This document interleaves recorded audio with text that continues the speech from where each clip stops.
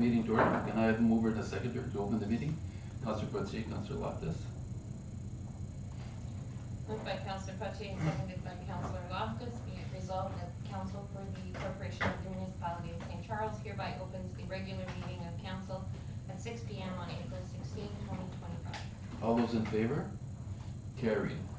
I just want to start by saying that both Councillor Lachance and Councillor Laframboise have other obligations. They have a possibility of chiming in via Teams at one point or another during the meeting, but it will be seen.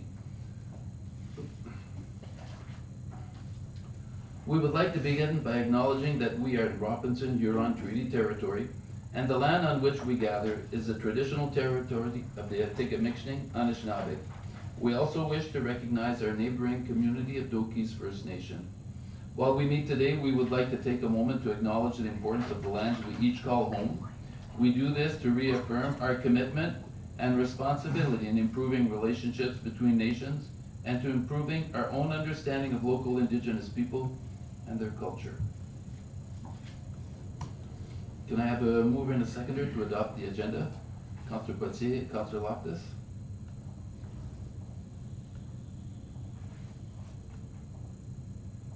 Moved by Councillor Poitier and seconded by Councillor Loftus. Be it resolved that the agenda for the regular meeting of Council held April 16, 2025 be adopted as presented.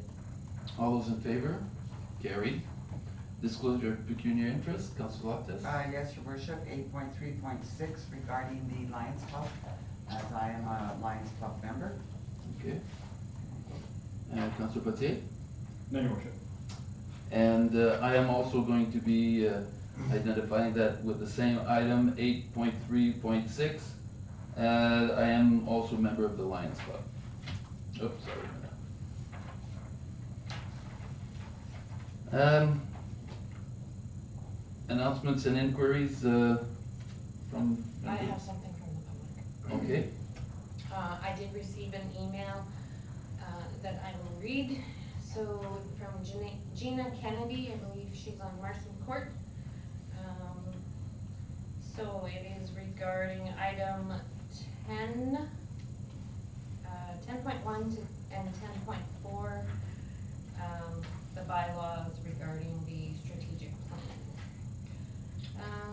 Dear members of council, I would like to respectfully request that the motion regarding the bylaw strategic plan be corrected to reflect that third reading and final passage be taken place on April 16, 2025, rather than the previously stated date of March 19, as feedback was still being accepted until the final version of the plan on March 28th. It would not have been appropriate for council to pass the bylaw prior to the conclusion of that consultation period. With regard to the strategic plan itself, I want to acknowledge that despite the surprisingly low public turnout at engagement events, the plan aligns well with several community objectives, in particular the section that resonates for many on environmental stewardship, which includes the statement, quote, ensure responsible development of waterfront opportunities, end quote, is appropriately worded and supports a long-term vision that many residents, especially those who live on and depend on the waterfront, share. That said, I believe some of the challenges outlined in the plan should be more clearly articulated, especially considering the document is intended to guide development over the next 10 years. One example is the controversy surrounding public water access. While concerns such as public camping, garbage, and parking are briefly acknowledged, the core issue lies in the lack of transparency in planning, permits, funding, and a professional business model for the spaces under consideration. A single motion to approve a boat launch may appear to satisfy planning requirements, but there has been no transparent indication of due diligence nor meaningful engagement with those residents and stakeholders who will be most directly affected. The lack of visible pre-planning and realistic budgeting paired with what appears to be inattention to actual costs, bracket versus the symbolic $10,000 set aside to, quote, start digging, is understandably a source of concern for many in the community. Additionally, I note that of the strategic plan includes no no indicators of success while others do. At a minimum, success in the implementation should be tied to financial responsibility, and new initiatives should ideally be supported through external funding and not solely dependent on municipal tax dollars. Should there be no indicators, it should state that perhaps there was a page placement error. And there's a photograph. I truly believe that this plan, as ambitious and well-intended as it is, cannot be carried out in isolation. The feedback collected and the voices reflected in this document clearly demonstrate the value, passion, and unbelievable wealth of untapped knowledge that exists within our community. I hope council will take stock of just how much residents have to offer, whether through ideas, expertise, or lived experience, and find ways to actively include and empower them in bringing this vision to life. I truly appreciate the best practices embedded in the plan and sincerely hope council will use this opportunity to rebuild community trust by ensuring that the implementation process remains transparent, well-informed, and inclusive. As a living document, this strategic plan has the potential to guide meaningful progress, but only if it remains responsive to real concerns and grounded in shared values. Thank you for your attention and your service. Please ensure this email is shared with all members of council. Okay, thank you. Any announcements from council? None, Your Worship. None, Your Worship. And none for myself. All right, mover and a seconder to adopt the minutes. Councillor Loftus, Councillor Patier.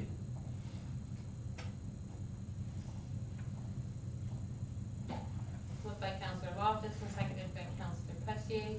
Be it resolved that the minutes of the following meetings of council be adopted as presented. Regular meeting of council of April 19, 2023. Special meeting of council of April 24, 2023. Special meeting of council of March 12, 2025. Regular meeting of council of March 19, 2025. Committee of the whole meeting of April 2, 2025. Any additions or omissions? No, okay, all those in favor? Carried.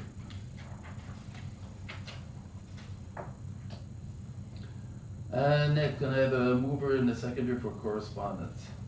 Councillor Loftus, Councillor Pelletier.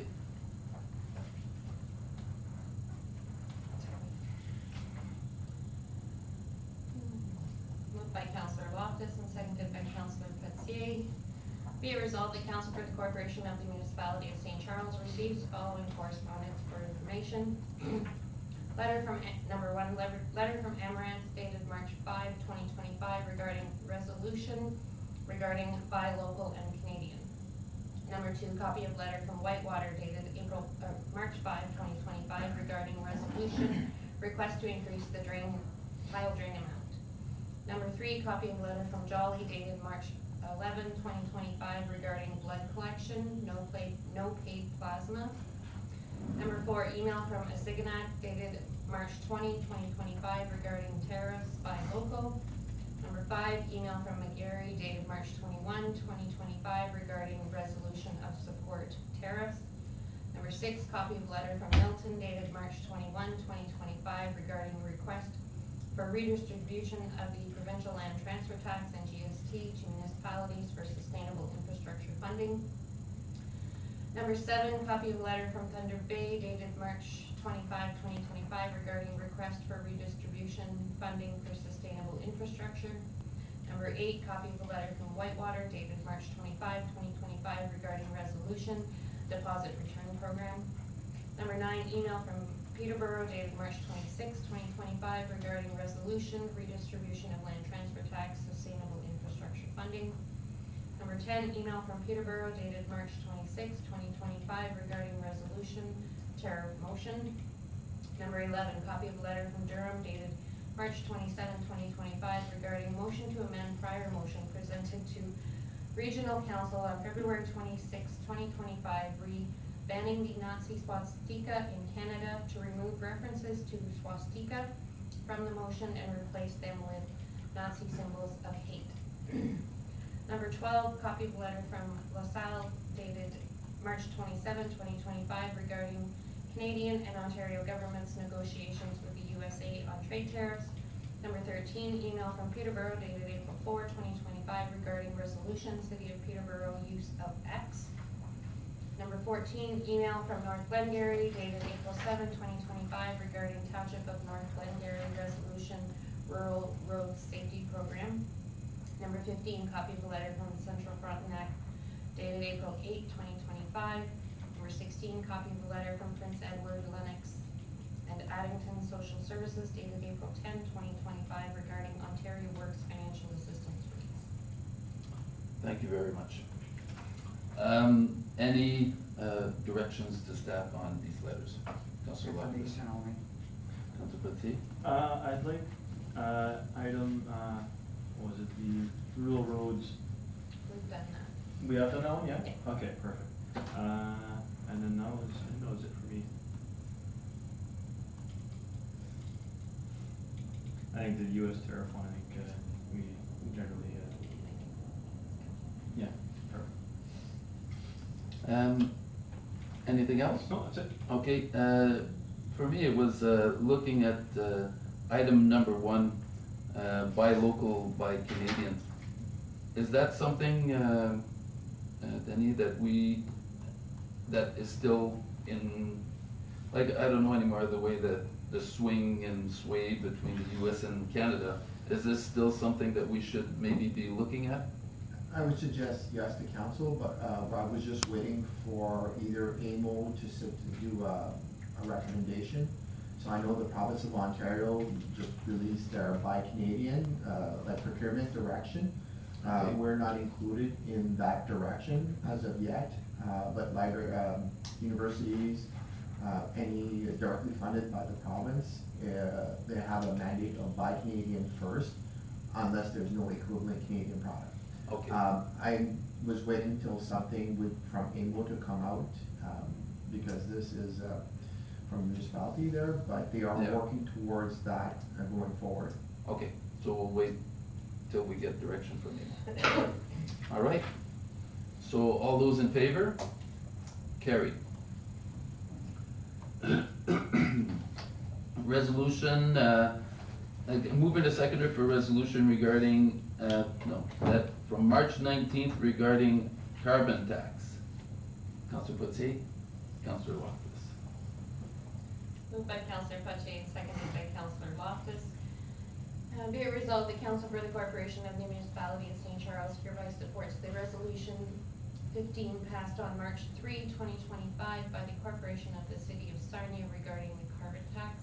And be it further resolved that a copy of this resolution be sent to the Prime Minister of Canada, Mark Carney, his cabinet, leaders of opposition, our local member of Parliament, bracket MP, and all Ontario municipalities. All those in favor? Carried.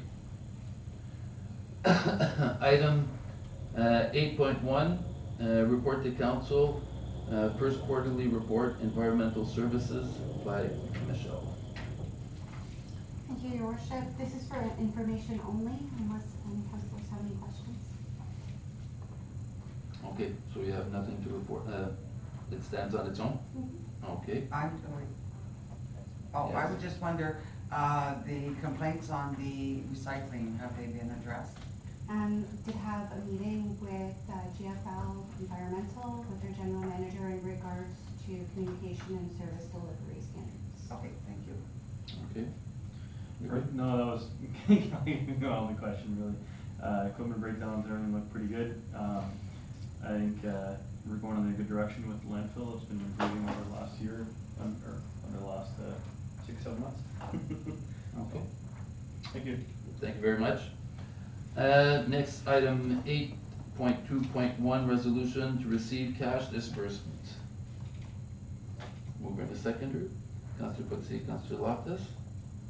Moved by Councillor Pache and seconded by Councillor Loftus, be it resolved that the cash disbursement register for the month of March 2025 be received in the amount of $466,732.24. Any questions regarding disbursements? No. Councillor Loftus, No, good report. Councillor Poitier. No, none from me. Nice to see bunker gear cleaning on there. That's important. Okay. Next item, report to council, what? Carried? Oh, all those in favor? Carried. Thank you very much. Next, 8.2 8.2, report to council, MMAH report, okay, prepared by Pam. But she's, yep. You're- So every year this is presented by the MMMH, which is Ministry of Municipal Affairs and Housing. So it's just once our FIR, our financial information return, is filed, we do an analysis how we compare against other municipalities to see our financial situation and our financial health. So this is just the reports presented to council for information only. Okay. Any questions for the report? No, good report. I was trying to go through it quite a bit, and it was a little bit hard to grasp everything in there. They go kind of all over the place there. There's a lot of information. They're basically a high level, like, we're doing pretty good. Yeah, so comparison. if you, let me find out what page it is. They start at 130, but so I was trying to see, like, some stuff that was like, I think that's good. And then I was like So if you go to page 130. 142 of the agenda, this kind of gives you a snapshot of some of the key financial indicators of where we compare and where they rate our risk of financial health. So we're low in all categories except for the amortization. So they're saying that our assets are a little bit older than what they would like. yeah. But as you can see, we're well below the median in a lot of the categories. So there's no, they don't deem us as a financial risk. You'll also see the last 5 years, so you can see the trend where we have been. The only way to get out of that moderate risk is to invest in our infrastructure and get newer infrastructure so that it averages out, or we adjust our policy to say that our infrastructure lasts longer. So instead of having buildings last 50 years, we say they last 100, so then our ratios work out. So that's kind of just a snapshot so you can kind of see where we sit, and as you can see that they compare us to northern populations in a similar, so we're not being compared against Toronto, or we're not being compared against North Bay. So that's kind of a quick snapshot. Does that answer Perfect. your No, question? that's great. Yeah, thank you. I was trying to, yeah, 'cause in some spots it's like we're higher, but we're still low. And Yeah, it's so like, if yeah. you see the ranges, it tells you what the range is, what they consider high or low. So in the first column, it says indicator, second is range, which will tell you what is high, medium, or low, and then it will tell us what ours is, and then what the median is, and what the average is. Cause in, which one is it? So the second indicator is the net financial assets? Yep. So that one, I assumed we would have been in moderate. We're shown as low, but we're. So it's minus 50 to minus 100%. Oh, okay, we're in the positive. Yes. So it's, okay. Yeah. Perfect, that makes sense then. Okay, awesome, thank you. Okay. All right, thank you very much. Next report to council, budget revision. Again, Pamela, 8.2.3. Okay, so council was provided with the new revised budget, so with the last budget, I made some suggested changes, and anything that is indicated in that teal color is a line item that was changed from the original budget. So I'm just gonna go through a couple things that were changed. So the arena canteen revenues were actually increased to the $750, which was as per the agreement. Councillor LaChance had removed the Fundum conference. He said that he would no longer attend, so we removed that. We adjusted the non-unionized staff group insurance. As council is aware, we received a lower quote from our current one, so we stuck with them, so we were able to reduce our cost there. We reduced the hardtop patching material required now that council has decided to go forward with replacing some of the roads. We won't have, need that much hardtop patching to fix those roads, so we were able to reduce those materials. We increased the public works garage repairs building. There was indication from council to fix up the lunchroom for our public works crew, so we increased the budget to accommodate for that.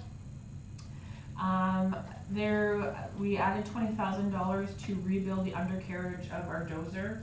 Apparently that's in desperate need of work, so we put that in the budget. And to help cover that cost, the money, that we put aside to kind of build on the landfill, the new cell and the infrastructure that we needed to get to that new cell, because we were doing those roads, we're gonna take the fill from these roads and transport it to the landfill. So that's gonna kind of cover that cost of that 20,000, so it was kind of an in and out, because council has decided to do these roads, so we're gonna use that fill somewhere else. There was concern about the classification of public, Parks and Rec's wages, not actually meeting the actuals, and it was just a classification, it didn't actually affect the dollar value. So we had adjusted it so it kind of reflects the actuals, so that when, you're comparing budget to actuals, it doesn't come out of whack, so you'll see that. We increased the fire department uniforms due to 6 new hires, so we increased it by $2,000. And then there was a report brought to council on March 19th that council had made a decision, so that adjustment was made on the budget. At the last meeting, I believe it was, the director of operations came to council to ask for an increase on some dozer repairs for $5,500. I believe council approved that, so that was added in here.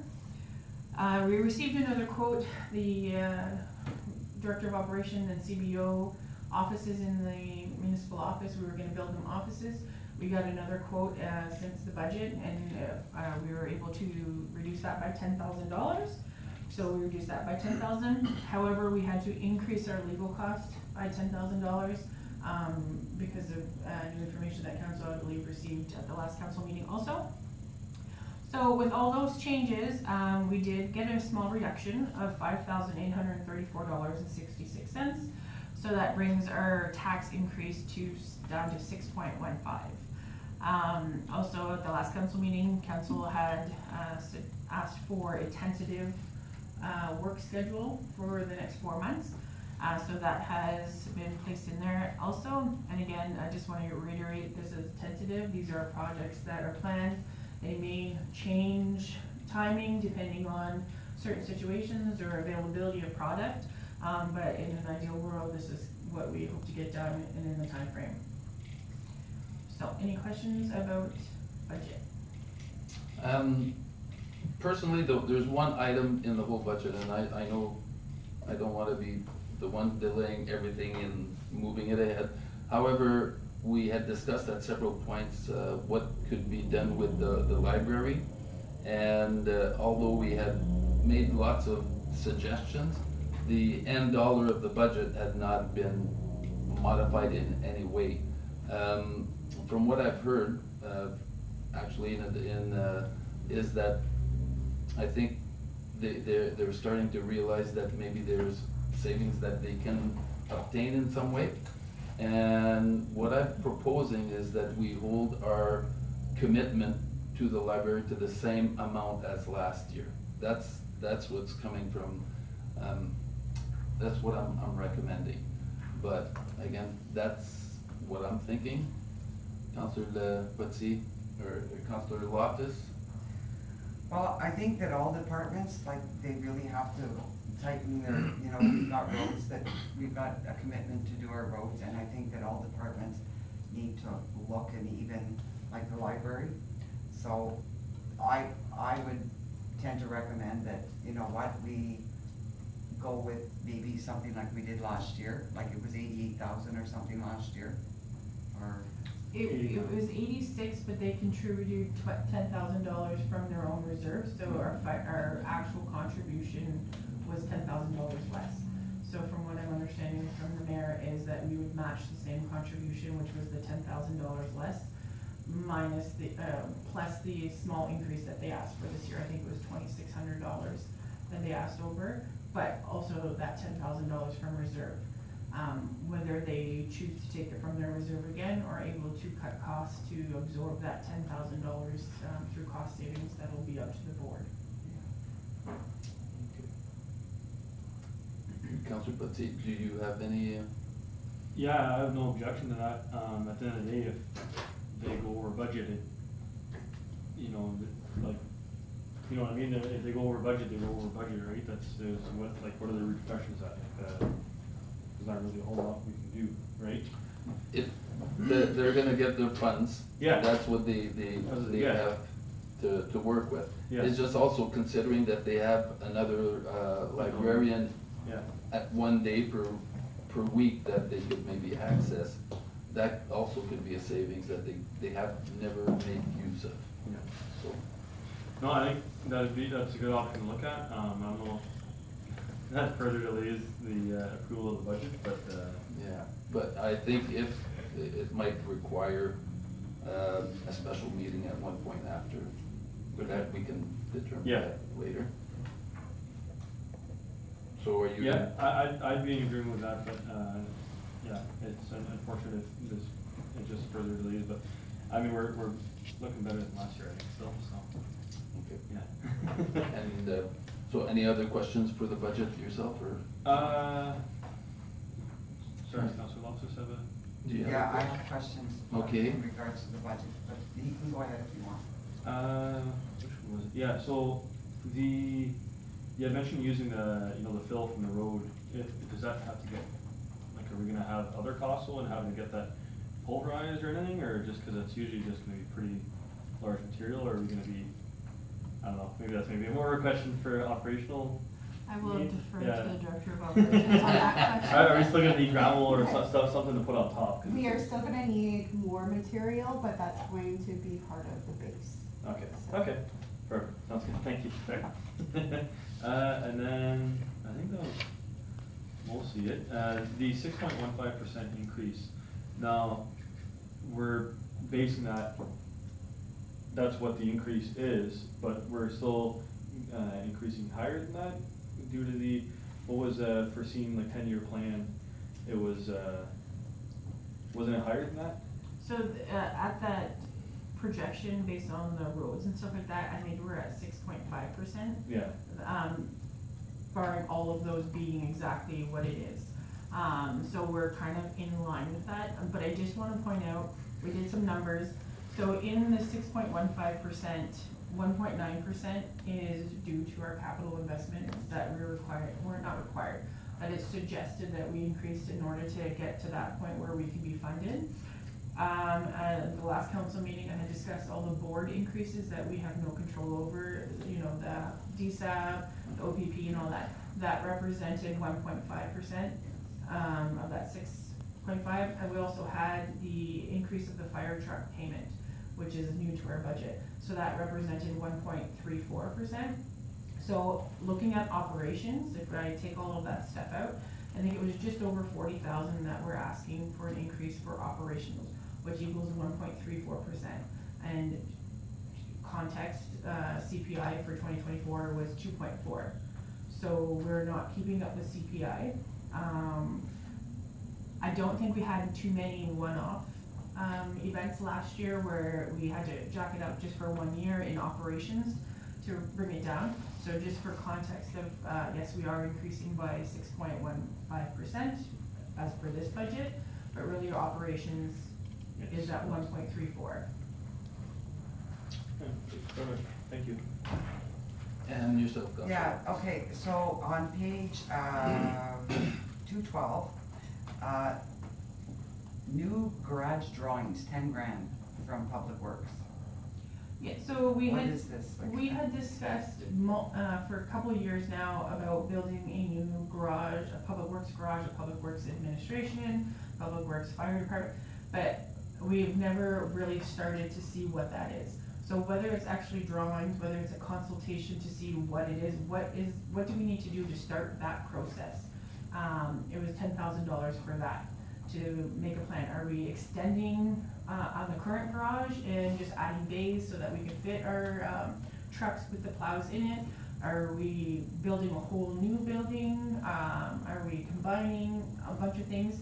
If we don't start making those plans, because it is not gonna be something that we're gonna do in 1 or 2 years, but we gotta start somewhere to say, okay, this is what we want to do, how long is it gonna take us to save that? And if we never do that, we're never gonna get there. So that's what the original, it was just to start something. Okay, and also on page, just a minute, 212, Okay, now the West Star is gone, so the West Star, the 212 is gone, but the gas and everything else, you were saying, I think that the gas and oil, that's for the new truck, right? That Yeah. when we get the new truck? Yeah, so at the time when the original budget was prepared, we weren't planning on purchasing it right away. So there isn't the new Western, I don't even think it's a Western Star, but let's say it's a Western Star, but the new 2025 truck isn't on this budget either. So essentially, what we didn't use for that Western Star will go into the new one. Okay, and now I need, okay, to page 213, greater repairs of 15,000. And is this just a standard, you're putting in 15,000 as repairs needed throughout the year, or? So we do have a maintenance contract with Britt, who we purchased it, so we have based on per hours, they bill us, and at certain hours, we have to get certain things done. We also have grader bits that we have to buy, on a regular, depending on how much we use it, so it is, I don't believe there's a specific There's a new set of tires in there. new set of tires. Okay, New set of tires and, okay, cutting edge and, okay, and then now, just a minute, I lost my page. Page, it's for the fire department, page 206. Hang on, it's getting here. Jesus, sorry about that.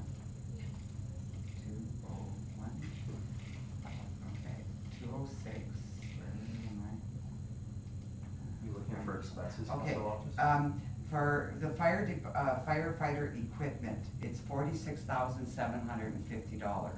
So it is higher than,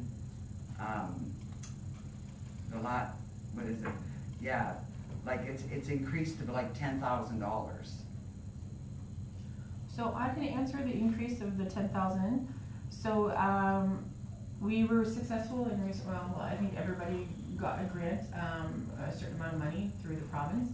And we chose to use that money for a washer dryer for our bumper suits, so we didn't have to, transport it out and get them done.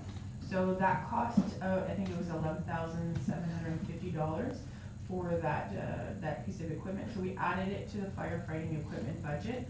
But if you see on the top, in the actual budget binders, there's revenue of 8,900 and change, closer to 9,000 because they came back with an additional, some extra money, that will offset that cost. So our original budget was 35,000, and we had to increase it to, account for that washer and dryer.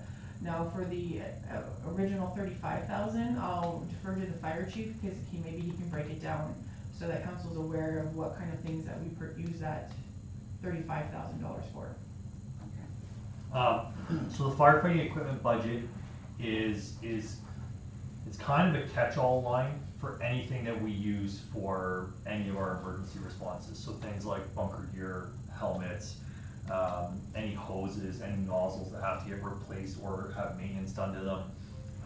This year we have to buy some small face masks for our SCBA because we have new recruits and they have small faces, so they don't fit the standard masks that we have. So it is our responsibility to give them the appropriate personal protective equipment. And then it's even things like flash hoods, boots, gloves, if any place flashlights get melted or damaged, pipe poles, tools, anything that kind of we use for firefighting falls into that category. So some of that this year is we are going to be buying some new lights, both the personal type and some bigger ones for actual on scene.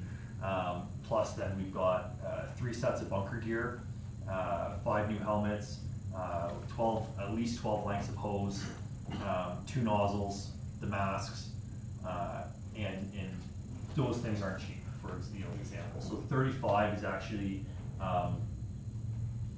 that 35 will get used. We will not have enough money in that budget to, we'll have to defer some things in that category into next year.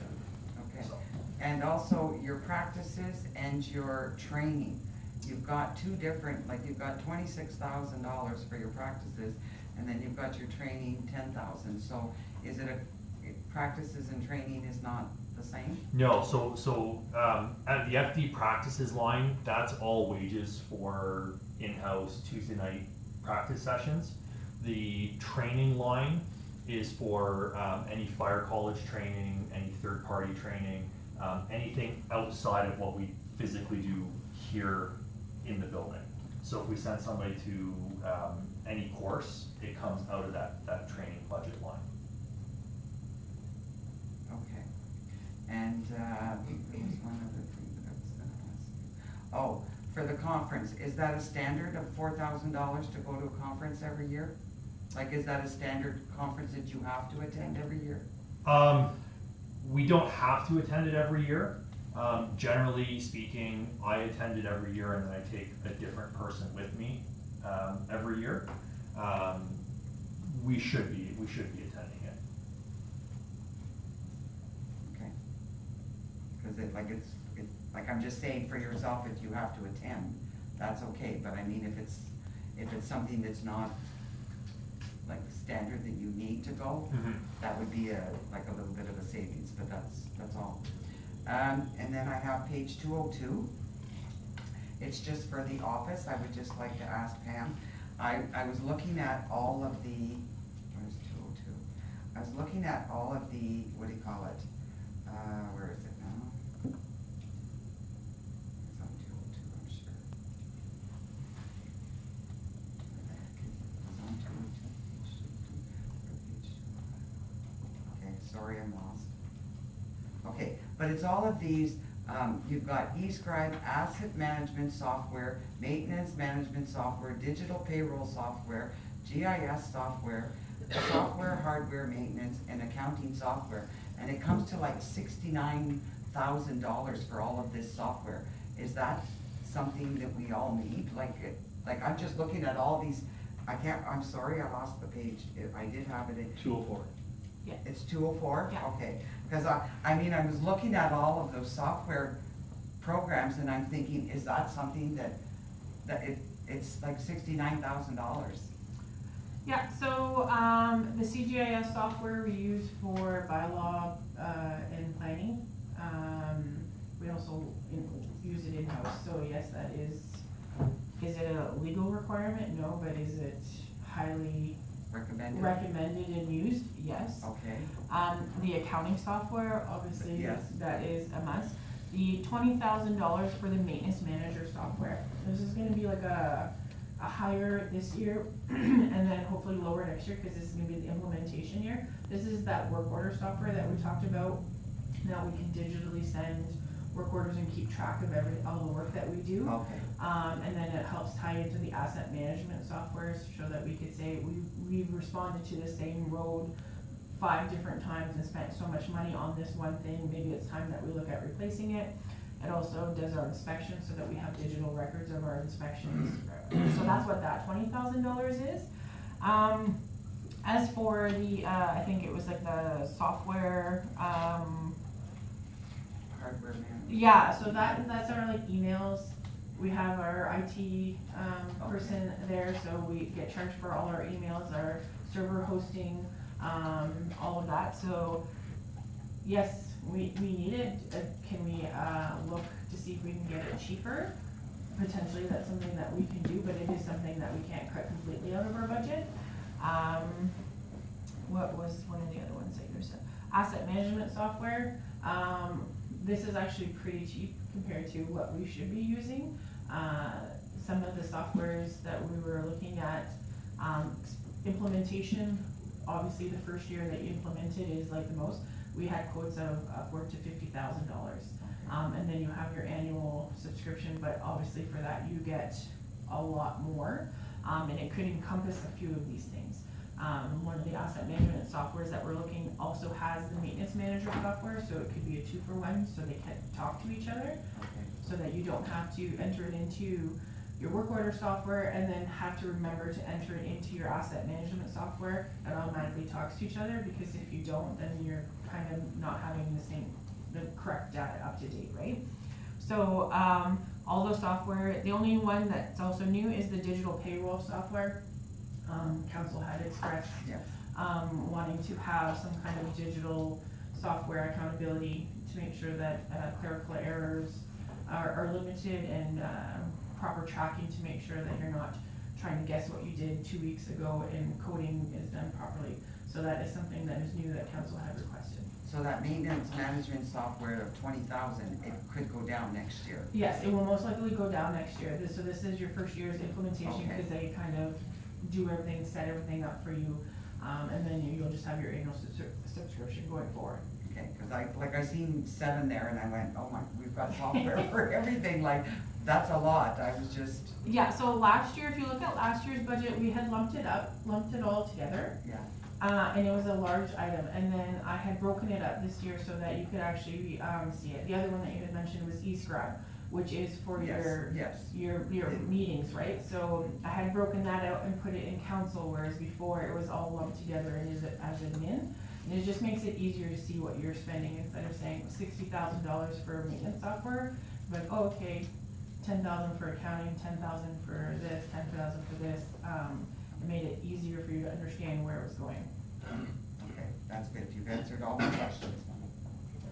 All right, so Okay, you're thank you, good? yes. And Councillor Potier, you're? Yeah, no, I'm good, as far as the, budget items go, the maintenance manager software, you mentioned some asset, management kinda tying into it.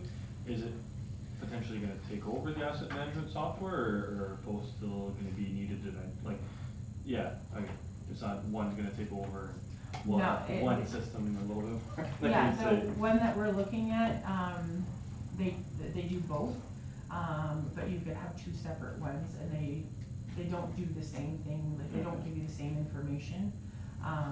But yes, we would need both. Okay, I'm all about having too many softwares out there, so I understand the feeling. Okay, so we're good?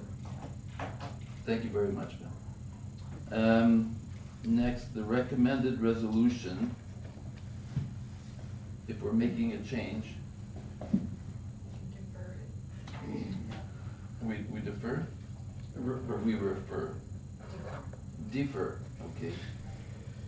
So, do we have to have a motion to defer? Yes. Yes, moving and seconded, and we will refer the resolution. Mover, Councillor Loftus and Councillor Potier. Moved by Councillor Loftus and seconded by Councillor Pacier, whereas a balanced budget for 2025 was presented to council at the regular meeting of council on April 16, 2025, with the total revenue and expenditures of $6,733,935.05. Be it resolved, the council for the corporation of the municipality of St. Charles hereby approves the 2025 budget. So that's being Deferred. deferred. Yeah. So, all those in favor? Okay, deferred. All right. Next item, 831, resolution from April 2nd, volunteer policy review. Mover and a seconder, Councillor Loftus, Councillor Patier. Moved by Councillor Loftus and seconded by Councillor Pacier, whereas by resolution number 2022-163, council for the corporation of the municipality of St. Charles adopted policy HR 004, volunteer policy. And whereas council deems it necessary to amend this policy, and whereas council has read the amended policy HR 005, volunteer policy, be it resolved that council for the corporation of the municipality of St. Charles hereby appeals policy HR 004, volunteer policy, and adopts policy HR 005, volunteer policy as attached. Okay, all those in favor? Carried. Next, a report to council review of non-union banking overtime and policy. Did we want to refer this one? I'm thinking this one might be referred to our next meeting, especially considering that we have two councilors that are absent that had some opinions on this matter. So this one we could maybe refer. Defer to the committee of the whole. Yes, I'll motion that one. Yeah. okay, all right, thank you.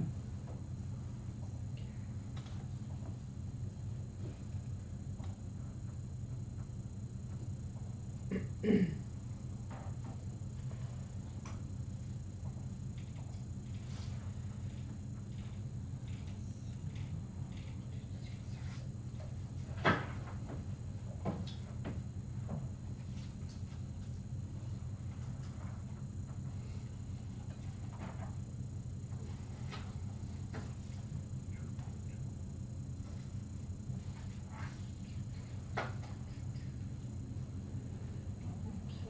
just 2 seconds, I'm gonna type Yep.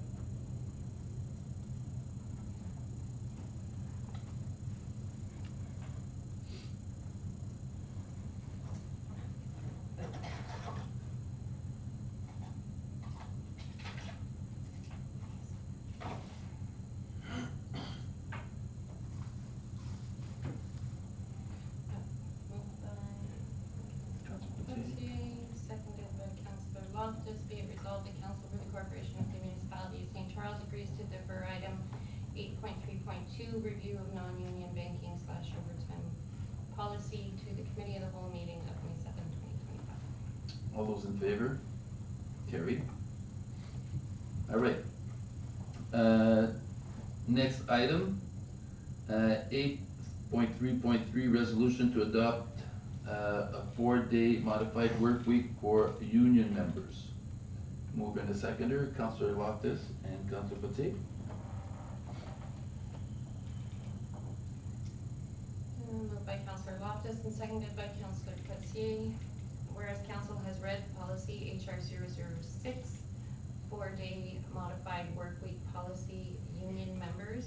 Be it resolved, the Council for the Corporation of the Municipality of St. Charles hereby adopts policy HR 006, 4-day modified work week policy, union members as attached. Okay, all those in favor? Carried. Next item, 8.3.4, resolution to adopt HR 04, non-union staff, 4-day work week. Councillor Patsy, Councillor Loftus. Moved by Councillor Pelletier and seconded by Councillor Loftus, whereas Council has read policy HR 007, 4-day modified work week policy, non-union staff.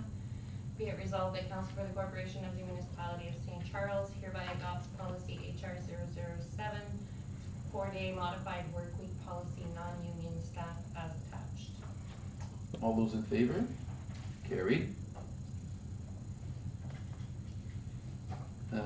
Next, item 8.3.5, report to council, senior of the year. This was prepared by Denny. Yes, your worship, as discussed in the previous meeting, it was posted on our website and also to our seniors club for requests for nominations. 4 nominations were received, and it's up to council to nominate one and only one to the province, because it's one per municipality, and we will receive, if council so nominates, a document from the province that normally is presented in June. Location traditionally has been in the seniors club, but it could be a council's choosing. Just remember, when you go through the applications or the nomination papers, just remember that the provincial award is for seniors, and I'm quoting here, this is copied from the website. This award is given by a municipality to recognize outstanding senior who, after the age of 65, enriched the social, cultural, and civic life of the community. It does not have to be volunteer per se, but it could be somebody that, like, goes and sings to sick seniors, or, you know what I mean? It's not, doesn't have to be the traditions of volunteering. It could be just somebody giving of their self. So, when you are looking at the application, just make sure that, you look at what they did after the age of 65 within those contexts. And, council will, give direction, and we'll submit the application to the province prior to April 30th. And for the remainder, because we did opt for, I would suggest the council, if they so deserve, the council may choose to give a, St. Charles recognizes them for all their effort. It doesn't preclude them for next year being, re-nominated for Senior of the Year through the province. Because it is quite a recognition, so. All right. So the one person that we would select would have a recognition from the province, and the three remaining would receive recognition from. I would go as far also that even if you get one from the province, you would get a second one from the municipality. So, it's all about recognizing individuals that give a lot, and for most of them, it means a lot. Just to, they give a lot, and just to receive a little bit of recognition, Yeah. it does mean something. All right. So I know that we had one in the packet, but then we had three when we sat down. So we'll take a few minutes to just go through them. And as you're reading, you have to try and remember it's after 65. So if they did lots of stuff before 65, correct me if I'm wrong, it does not count, right? It's not that it doesn't count, but it shouldn't be. It's the context. So if they have a lifelong of giving and they continue after the age of 65, it's just not because they did it for 3 months when they retired that they qualify, it's because it's a lifelong. But again, the Ontario is very specific, it has to be an active senior. Okay.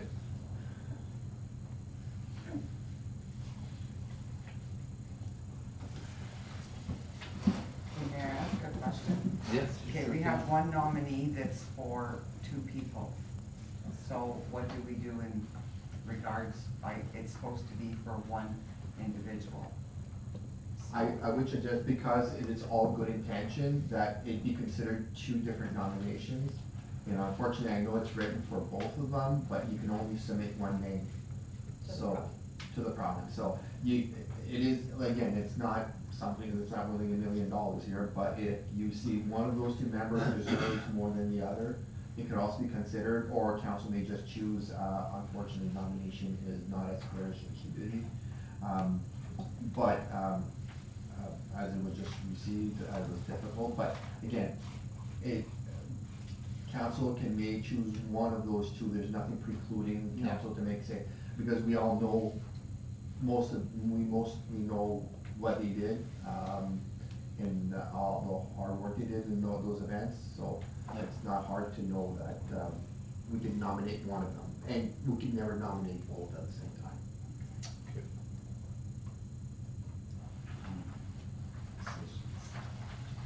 I'm missing one. The other one's in the back, yeah. Yeah, it's on my, should be on my, it's a separate one though, it's not in the package. Yeah, it is. There's 3 on the desk, and one was in the package at Page, the other page, 257, I believe. 256, okay. Yeah. Yeah, that was the next.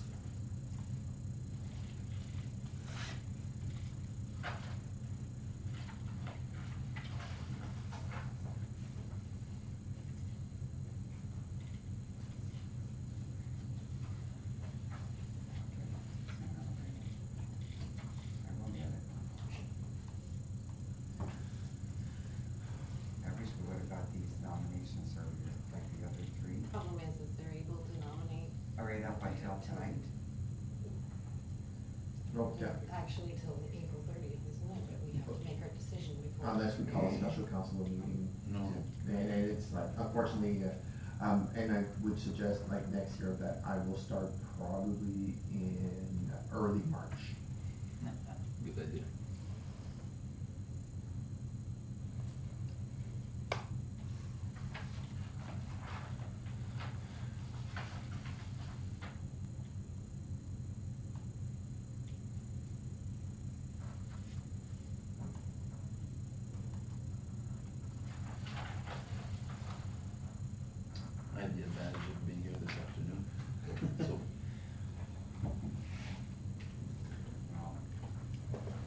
Yeah, I mean, unless there's more nominations, well, yeah. So have you looked at it sufficiently to make a decision?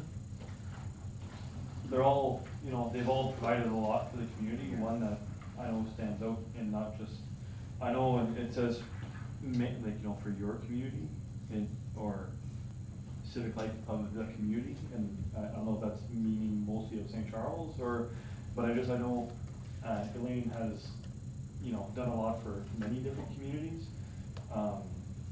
You know, not just St. Charles, I know she goes quite a bit out of her way to, do a lot for everybody. I mean, just, an example, this year she went and did a session at, school in Wallville together, COSAC, with the kindergarten class, so she really goes out of her way to do a lot there. Yeah, I would, cast my vote in for, Elaine, but, and, you know, I definitely like, the direction of possibly also, recognizing them all within the municipality as, you know, excelling at what they do. But I don't know if we should, I don't know, we have until the 30th, eh? Is that what? No, but we'd have to make another. We have to make another meeting, but I'm just thinking we might have another meeting to,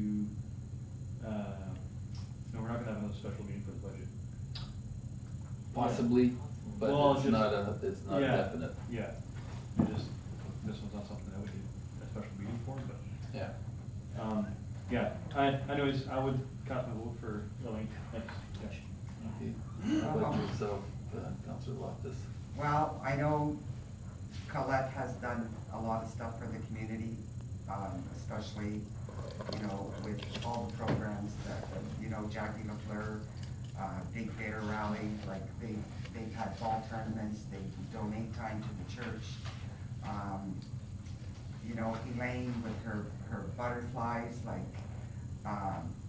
you know, she goes with her dogs to hospitals and stuff like that, so, you know, to me, and even Diane, like, I mean, Diane is younger than them, but I know that Diane has committed herself to the club, you know, she's always been there for events, volunteering. I'm really torn, like, I mean, I wish I could say they're all winners, Exactly. but I can't. But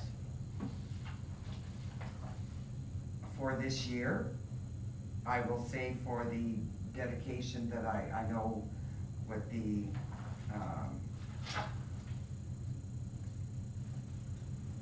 I will also vote for Elaine this year. All right. And please give recognition to all the other, Colette and Jackie and Royale and Diane, because they all do amazing work. It's a hard decision. It is Like, a there's hard only decision. two of us, and what can I say, so. Okay, but I wholeheartedly agree. It's a hard decision, and it's not to belittle any other No. of the candidates, but a decision has to be made, and Elaine is the one that's been selected. All right.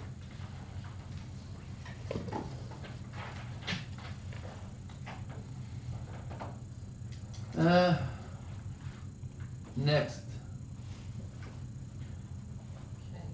Okay. Yes, you may. Sorry. As this is the item where we have two members of council who've declared a conflict, and we only have one member left, this matter will have to be deferred.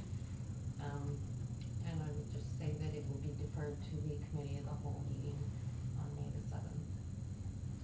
Is it deferred or referred? This is deferred to. Deferred, okay, I keep mixing those two. No All right. motion, no motion Do required. we have a motion, or do we have? We can't We motion. can't. Okay, cause we can't, okay, so there we go, it just happens.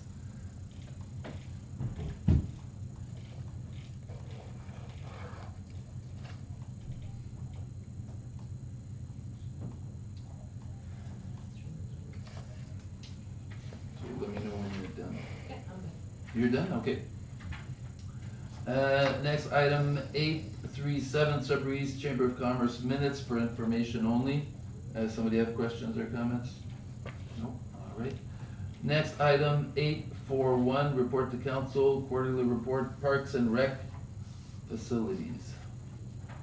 Prepared by Michelle. Yes, Your Worship.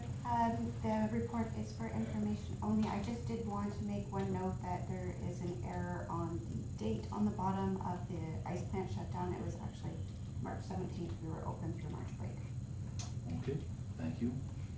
Any comments or questions, Councilor Loftus, Councilor Patek? No, I like the report. I guess ice rentals, free totals, Q1, so public skating, I see 4 and 4 for Shinny. Is that, like, I'm just trying to think of the numbers for that, 4 only, or? It was 4 hours. That was like free skate time during our March break. Oh, okay, that's why. So they're 4 different. hours we Yeah. did of shinny and 4 hours we offered of That's skate. right, okay, perfect. No, it looks like, I did fairly well this year, and well, in the first quarter, I guess, for this year. Thank you. All right, next item, 8.5.1, report to council, quarterly report for the building department, prepared by Andrea. Do you have any comments for the report? Thank you, everyone. We had a nice looking first quarter for 2025.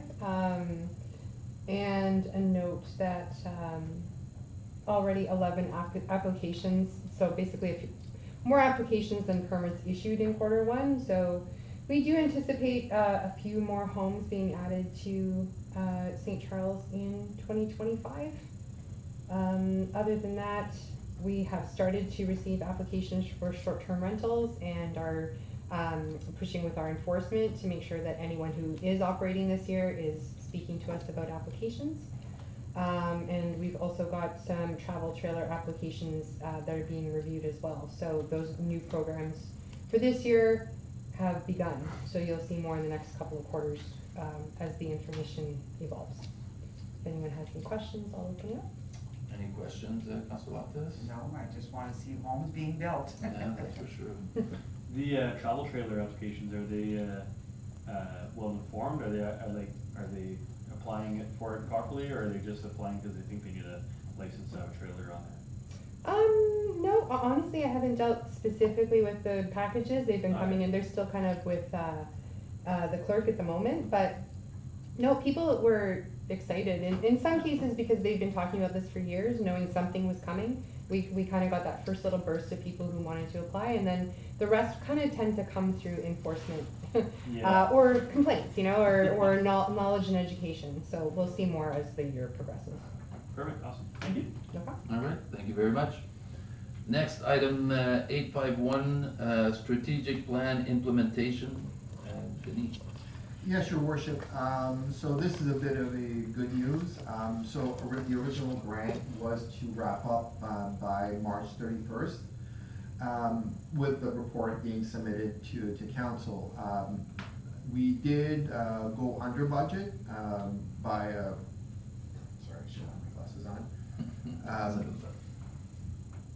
Around $7,900. My suggestion, and I did clear it with FedNor, I did manage to get an extension till, I think, August. Well, anyways, it's in the letter. There was an extension till August 12th?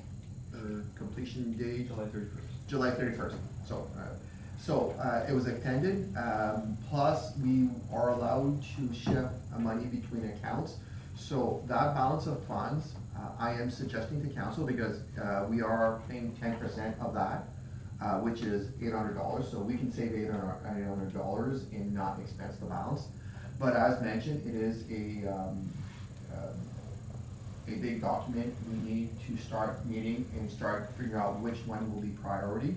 So I did reach out to Mrs. Jones, Karen Jones, our consultant, and I passed it through her, so like to do the actual exercise of setting up, starting, and actually trying to do the first few meetings and get people talking and start the process of implementing the strategic plan, because obviously it's a 10-year plan. We can't do everything in year one, and I don't think we can do everything in 10 years. But which one should we put first? how do we go about so we have success rather than failure? So I'm suggesting to council that we continue retaining Karen Jones Consulting for a few startup meetings to facilitate staff, committees, and council to how to structure, because I did ask an example of the H-Friendly Committee and the Beautification Committee, and her idea of those that they would have to change their mandate. Like beautification, she was thinking also not just beauty of like the flowers and grasses, also buildings, and then you can discuss at council and maybe amend the mandates of certain committees, or see how we can improve like the facade of our stores and to make it, when you come into St. Charles, because I know coming to communities, this one, when all the grass is cut, it is a beautiful community to drive through. Sipping except a few buildings, but if you put a grant out there for beautification, it could attract curtail. So again, to make it short, suggesting that we continue retaining Karen Jones, and then we set up, we'll have 3 months, May, June, July, to have maybe 1 or 2 great meetings and to kick off the process of the strat plan. Those would not be council meetings, would they? Like, she wouldn't be participating in it. If it would be council, it would be special meetings, or? Yes, if it be council special meeting, and council definitely needs to be involved, I would suggest that let her try to set up a format for because she would be facilitating. She would be say, this is the plan, this is, start the discuss. Okay. And it's more the facilitating part and guiding us, because, and then we'll read down, I'm assuming we'll read down to maybe what we want in year 1, year 2, year 3, and then, well, she's the one that's the expert, so again, it is, that's what I was hoping, that she would do the format. And however, that money, and I'm hoping way more than a few meetings, that we can have her come and attend and facilitate. Okay. Any questions, comments, Councilor Lapis? No, as long as it's not gonna cost us any money, it's already money that we've got, right? Received from Yeah, it's already budgeted 2-4. Okay, so if it's not gonna cost us, that's okay with me. Councilor Patel? Yeah, I like the idea of having another, facilitating more meetings, but I'm a little bit more of the opinion that we should look at something that we can implement on a yearly basis.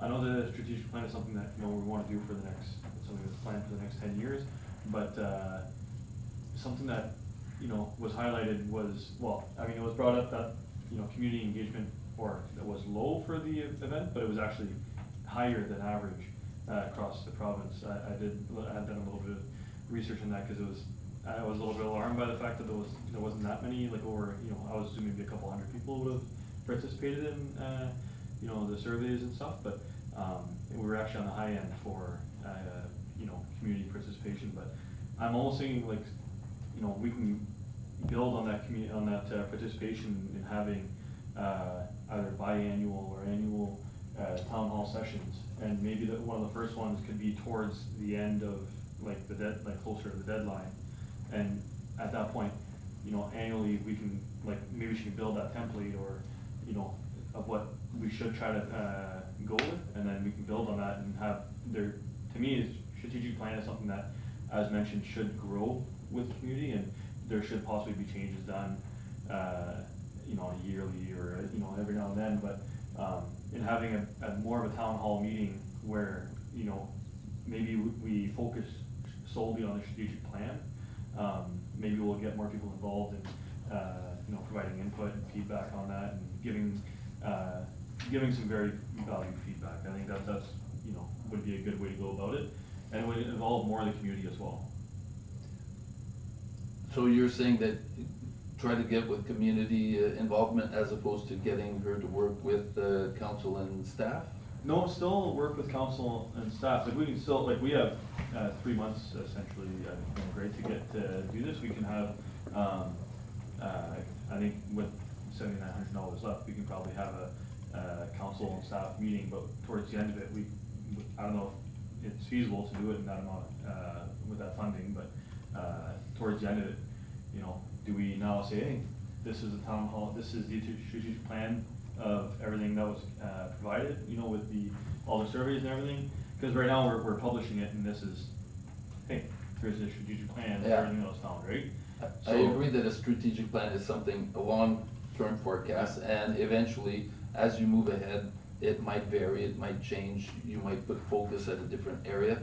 And you know what, once we get her involved with the council and, staff, maybe that's something, I'd like to maybe see her input on what she believes is the best way of, using, because I know we've got funds, but I don't know how Yeah. far those funds are gonna go. So maybe we give her a chance to Yeah. let us know what she believes is the better option to best use that limited fund. Cause I think that to provide more transparency, you know, like I say, a biannual or annual basis, having that meeting, town hall meeting, you can also present more of a, hey, this is what we're currently working on, which is part of the strategic plan. This is where we're at and stuff like this. Like it would really, you know, maybe boost the community feeling a little bit more, cause then you can be more involved in it. And, yeah. All right. And there's no reason, like, when we do the training at council and we're discussing, there's no reason we can't have that at the community center and make it, to bring the people in. Anyways, we can let her decide, or not let her decide, let her help us Recommend. guide us.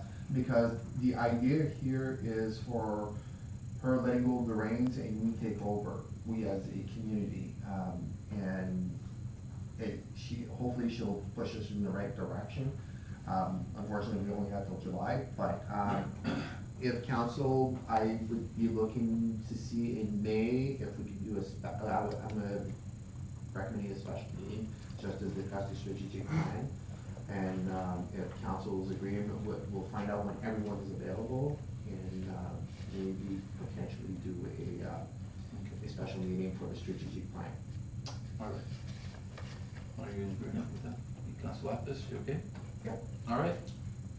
It's a go.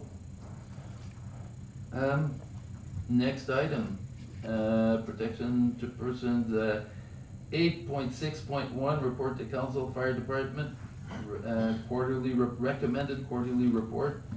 Denis Turcot. Yes, your worship, I'll keep this one short,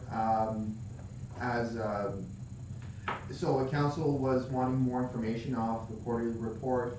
I did share this with the fire chief, and I would, because the fire chief is the person, that, recommends the council.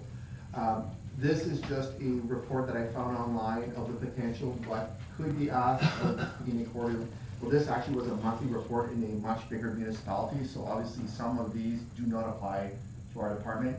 And again, this is just to putting on the table, by the way, you can ask all this information of the fire chief, and I'm sure he would, provide the information if possible, because some information, like the response time, 80% of 6 fires, well, we're a volunteer, whereas he can explain it more, but it's almost impossible for us to use that metric. And so I'm just presenting here as it's something that, can be, asked or discussed with the fire chief, and I'll let that discussion, be at that point.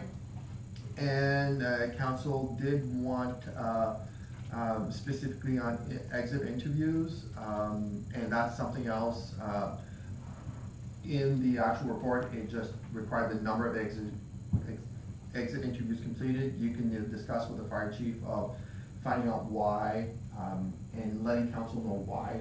We have rotation of volunteers, family, job, we don't know. So those are the typical questions that could be found in an exit interview, and then the fire chief could hopefully report back to council in a general sense, because you shouldn't be specific to any one person leading the department. So it's basically just a guide, which I shared with the fire chief, and hopefully we can come up with a monthly quarterly report with more information that council is looking for. So and again, just to talk about the financials, the first part, that was a suggestion that came out of the, what was that report, from EXP? the service delivery report, he recommended that the department heads be more proactive in reporting the quarterly instead of one big old lump. Is per quarter, they would come, hey, this is the variance this month, I had a breakdown, changed a set of tires, which we always defer to, the department head when they're here to see what happened. We have to change a set of tires. It's maybe not the treasurer to determine why did you change the set of tires, but the department will have more information. So that was one of the suggestions, that the variance report eventually, the two major departments, the fire department and public works / environmental, handle their budget, and the treasurer would do the balance, where would be a council and anything else that doesn't fit within those two departments. So, and that's the report. Okay. Comments or questions? You're good? No, I like the, recommendation of having quarterly actuals versus budget and forecast. I think it kind of keeps it in line with, the direction of where you want to be at the end of the year. I know, capital expenditure is actual versus budget. Sometimes that can be, that can change when you need to buy a piece of capital equipment throughout the year because of breakdown or something. But yeah, I think these could definitely be beneficial. The department recruitment and attrition, that's always good. Number of exit interviews if required and stuff. If there is exits, I should say. And then the growth and development, the year-to-date training hours, actual versus target. Targeted, I know it can be hard to, find out how many hours you want to target for certain firefighters, but I know you probably always have a target you try to meet. So it's nice to see the actual versus target. But I know their reports are generally always pretty detailed as it is. So we see a pretty detailed report coming up as well, I believe. So yeah. Okay. And yeah, I think it'll give us a bit more of a clearer picture. One item though, I think I was hoping to also see in there is, like, we keep talking about structure fires, and structure fires, sometimes it would be nice to have, was it the main dwelling? Was it a garage? Like, I don't know, like or a smaller utility Accessory shed, building, like, accessory just to have, accessory building, just to have a concept of what sort of structure fire, because just always structure fire in my mind, like that last one with the big barn, I don't know what you would class it, but that was a big one. So just have it a little bit itemized in a way for that. That's the only one. Okay, thank you very much, Dennis. Next item, report, quarterly report from the fire department. James. Good evening. So going forward, this will be presented as a for information report. But given that this is kind of the first run through of the new design, which interestingly enough was already being done when the CAO sent me the council's request to enhance the report. So that's fine. So we'll skip through the preamble and move right into emergency responses. So I presented this in two different ways for council, so I'd be interested to hear from council which way they would prefer to see it going forward. One is, I think, the relevant information, and then the second one, I think it expands it a little bit more. So in version one, it's basically a pretty straightforward table that breaks down the call type, the location, attendance, call, and then also breaks it down by call time, just assigning day, evening, or overnight. I sort of like this version because it allows me to add in kind of notations by incident. So, as you see, right, I have a commentary at the bottom, right, where mutual aid responses to other municipalities, we're only going to staff those responses to the level that's requested. So if we look at the first call where it was a structure fire in French River, their request was for 5 people in a single truck. Well, in actual fact, I had 9 people show up at the hall, but the first 5 are the 5 that go. So one thing, and this will come up a little bit later, is when we look at attendance numbers, while the data that I'm gonna present you is accurate, it's not necessarily good data. And the reason it's not good data is if we have a bunch of mutual aids where our staffing number is capped, we had 9 people show up, but we're only actually accounting for 5. So that's what I mean. It's accurate, but it's not necessarily good. So I just want to make sure everybody kind of understands that. And then obviously, you know, we're going to have some one-offs, right? You know, there was a vehicle collision that I got a phone call from dispatch, and the request was for me to attend. You don't need a truck? No, just you to attend. Okay, right? So we log that as, you know, it still gets logged as an incident, but they wanted me to attend, to look at the vehicle. And then the other notation I brought in here was that we did utilize the French River Fire Department for a mutual aid due to low staffing during family hockey tournament weekend. And it was the kind of double whammy hockey tournament and big winter storm. So our initial response was not going to meet any sort of minimum for me, frankly, to even leave the hall. So we utilized our mutual aid contracts, which we have in place, to ensure that we were adequately staffed. Now, within the hour of call time, you know, we were up to 8 staff, is as people were coming in for snow blowing and going, oh, there's a fire call, I gotta go, and then they would trickle in. But that's the nature of the volunteer beast, right? Is if people don't have their pagers, if they're snow blowing, if they're on the quad, they're out of town on the ice, we are still a little bit at the mercy of that. Version 2 of that same report is going to break the current calendar year out by quarter, and then also give you the historicals. So if we look at, you know, that first table, we've broken it down by main emergency type, and then you can kind of see the trajectory. So this data is already out of current because, you know, here we are the 16th of April, and we've had 5 more calls since this was written on you know, the end of March. But this just really just shows you an overview. And then we broke it down by percentage of call by time of day. So that's the same day, time, evening, and overnight. So you can see that at least in Q1, the majority of our calls were daytime calls, followed shortly after that by evenings and overnights. Okay. Attendance, right? So this is average number by call. So if we look at these, and this kind of is where we talk about accurate versus good. So in the 08 to 1600 category, where the average attendance was 5, if we remove the one call where I was the only person that attended, that number jumps up to 9.7. So accurate data, but doesn't necessarily present the right picture. Okay. So all incidents were appropriately attended, given the necessary resource requirements, except for the one overnight fire. This under-resourced call was a direct result of incomplete information being provided at the time of the 911 call from the property owner.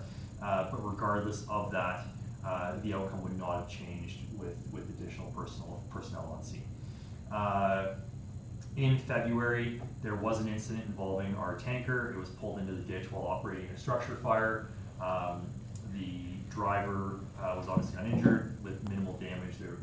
A cracked marker light did occur to the vehicle. We had the vehicle proactively inspected just to ensure mechanical fitness and that there wasn't any sort of underappreciated damage.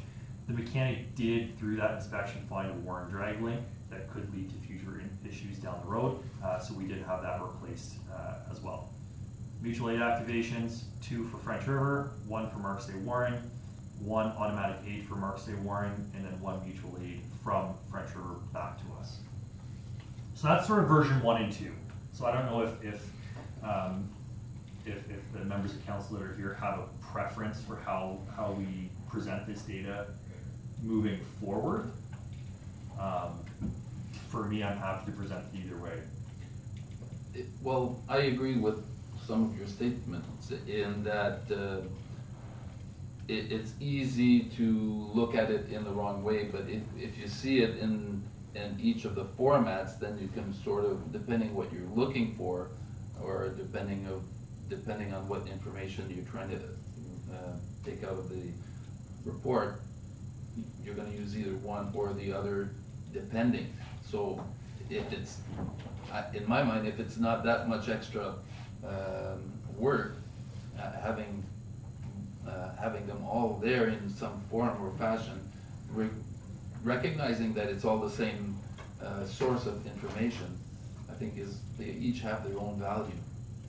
That's my own concept, but what about yourself, Councillor Loftus? I like both versions, to tell you the truth. I mean, it gives you, one gives you a good explanation, but then it's telling you on the other one, well, version 1 gives you all the explanation too, but structural fire and all that.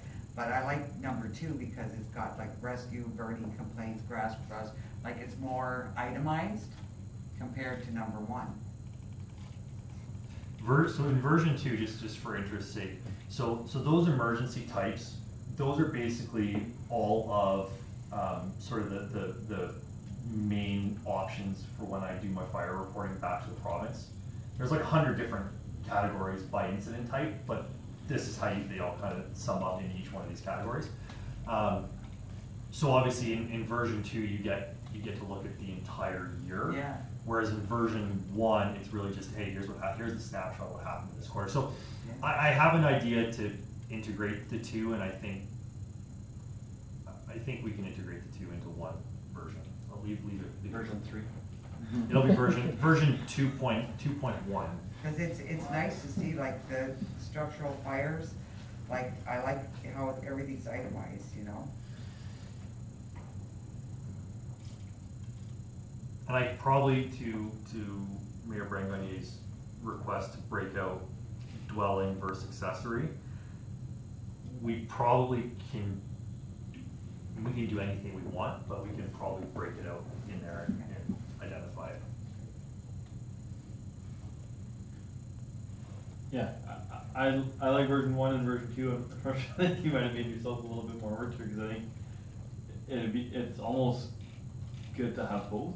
Unfortunately, obviously version 1, that table, I don't think you wouldn't expand on that and can just add to it and then show Q1, Q2, like, you know, for Q4. I mean, I don't think you wouldn't want to see like every single thing for all 4 quarters in that. It becomes a very long table. Yeah, I think like, because version 2 is what essentially you've been doing, I think, previously, right? No, not really. In the previous reports, it was really just kind of a quick summary. But you know, this is 100%. This is more detailed. I'm happy to present the information this way. It was a bit of a bear to build the first one and do all the formatting, but now that it exists, it's not. Yeah. And I just have maybe a suggestion for, I can clearly understand the data might be hard to interpret if it's just presented as information without a little background for some of it, especially like you mentioned the single person call for the vehicle incident. In terms of that skewing numbers for attendance, it could be excluded, where, you know, for that type of a call, you would exclude a single person, like when you're requested to be one person.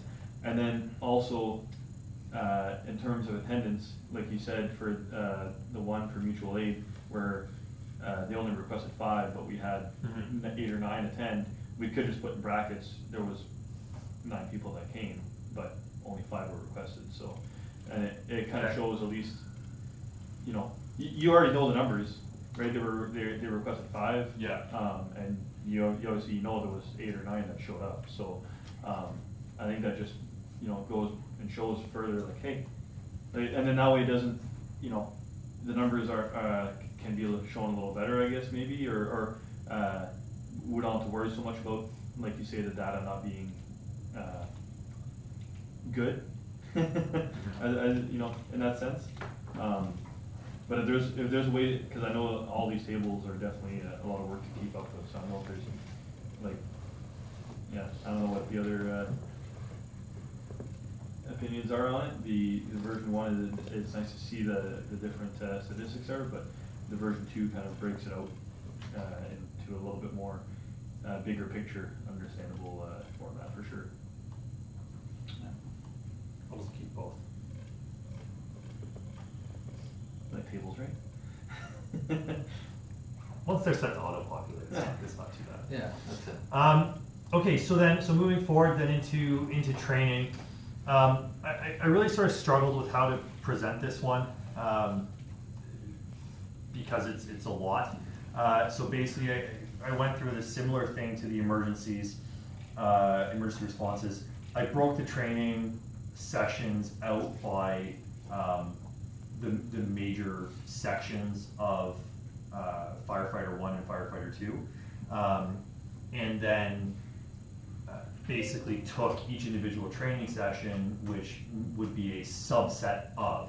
So if you look at self-contained breathing apparatus, we did 2 training sessions on self-contained breathing apparatus, but it wasn't the same material presented both times, right? So but they both sessions would fall in under that category.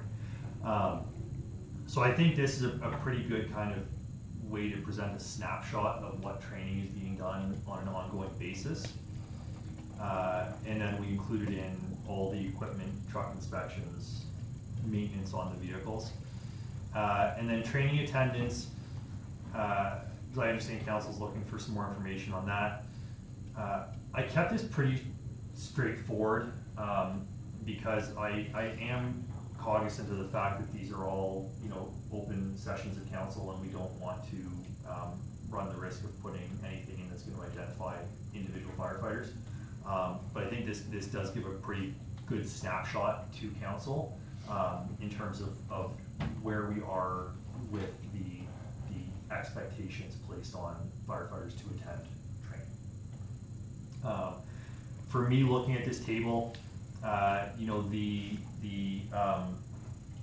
blue, you know, 70% of our firefighters meet the expectation. Two of the firefighters, or 12% of the firefighters are not meeting expectation, but are very close. So one of those 2 firefighters was off by 1 training session. The other was off by 2 training sessions. The areas of concern for me are when you look at the people that are sub 50%. That's where we started looking at okay, now this is a concern. That said, you know, we do have, obviously, everybody has jobs. People work in town, work out of town, they work shift work.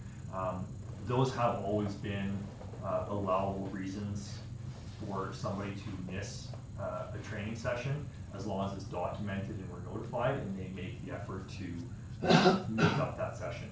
If it's a theory-based session, we send them all the documentation, they review it, sign off acknowledging that they received the training. And this was all obviously based on 17 firefighters. Additional trainings, this is outside of our regular Tuesday night training sessions. We had 2 firefighters who completed their hazardous materials awareness training successfully. We had 1 firefighter who did their ice and water rescue awareness training successfully.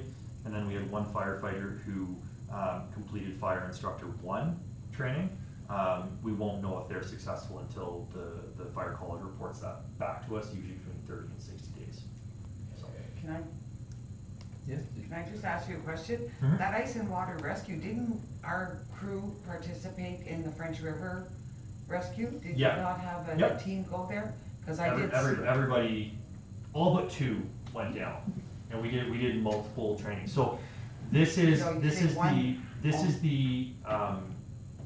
the actual online theory based. Oh, it's a theory. This is the theory based. So the majority of the department had done it in the fall. But then we did have one firefighter who couldn't complete it in the fall course, so they did complete it this winter. Okay, cause I But then, seen yes. you on the ice, like Yeah. I said, I think you've got the hands-on training, but Yeah, it was the online. yeah, this was all the theory. So Okay. every one of our new recruits will go through that this year before we get back to ice season in the fall. Yeah, But yeah, this was just a straggler from Okay. 2024 that had to get it complete on well, it. that's good. So,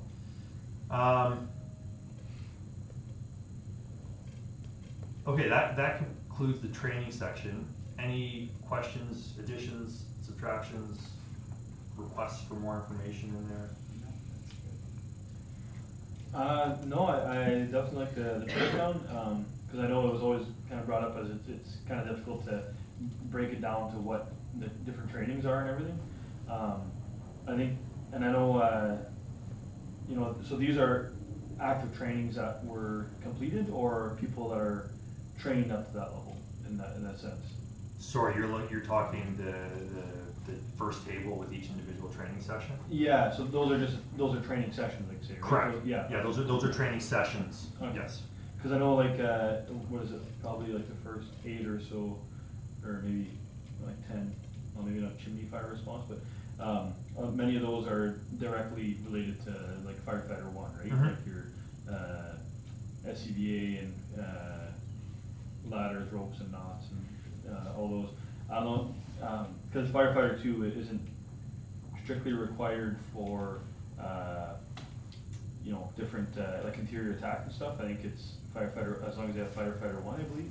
Yeah, so firefighter 1 covers all your basic operational competencies. When you get into firefighter 2, this is a really simple example. So in firefighter 2, you would look at pre-planning, right? So one of the skill requirements for it to be a firefighter 2 is you have to actually go out and physically pre-plan a building. In firefighter 1, you do basic auto extrication. In firefighter 2, you have to extricate from a vehicle that is on its roof.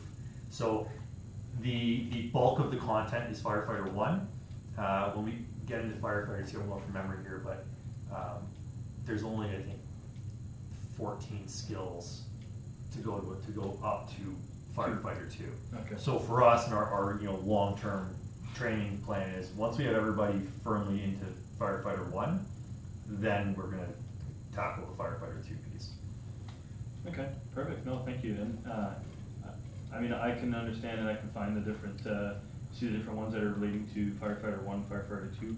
I don't know if for others, if it would make it simpler or, for them to understand which ones are which, but, I know it's all stuff you can find online in the different, what training requirements and stuff.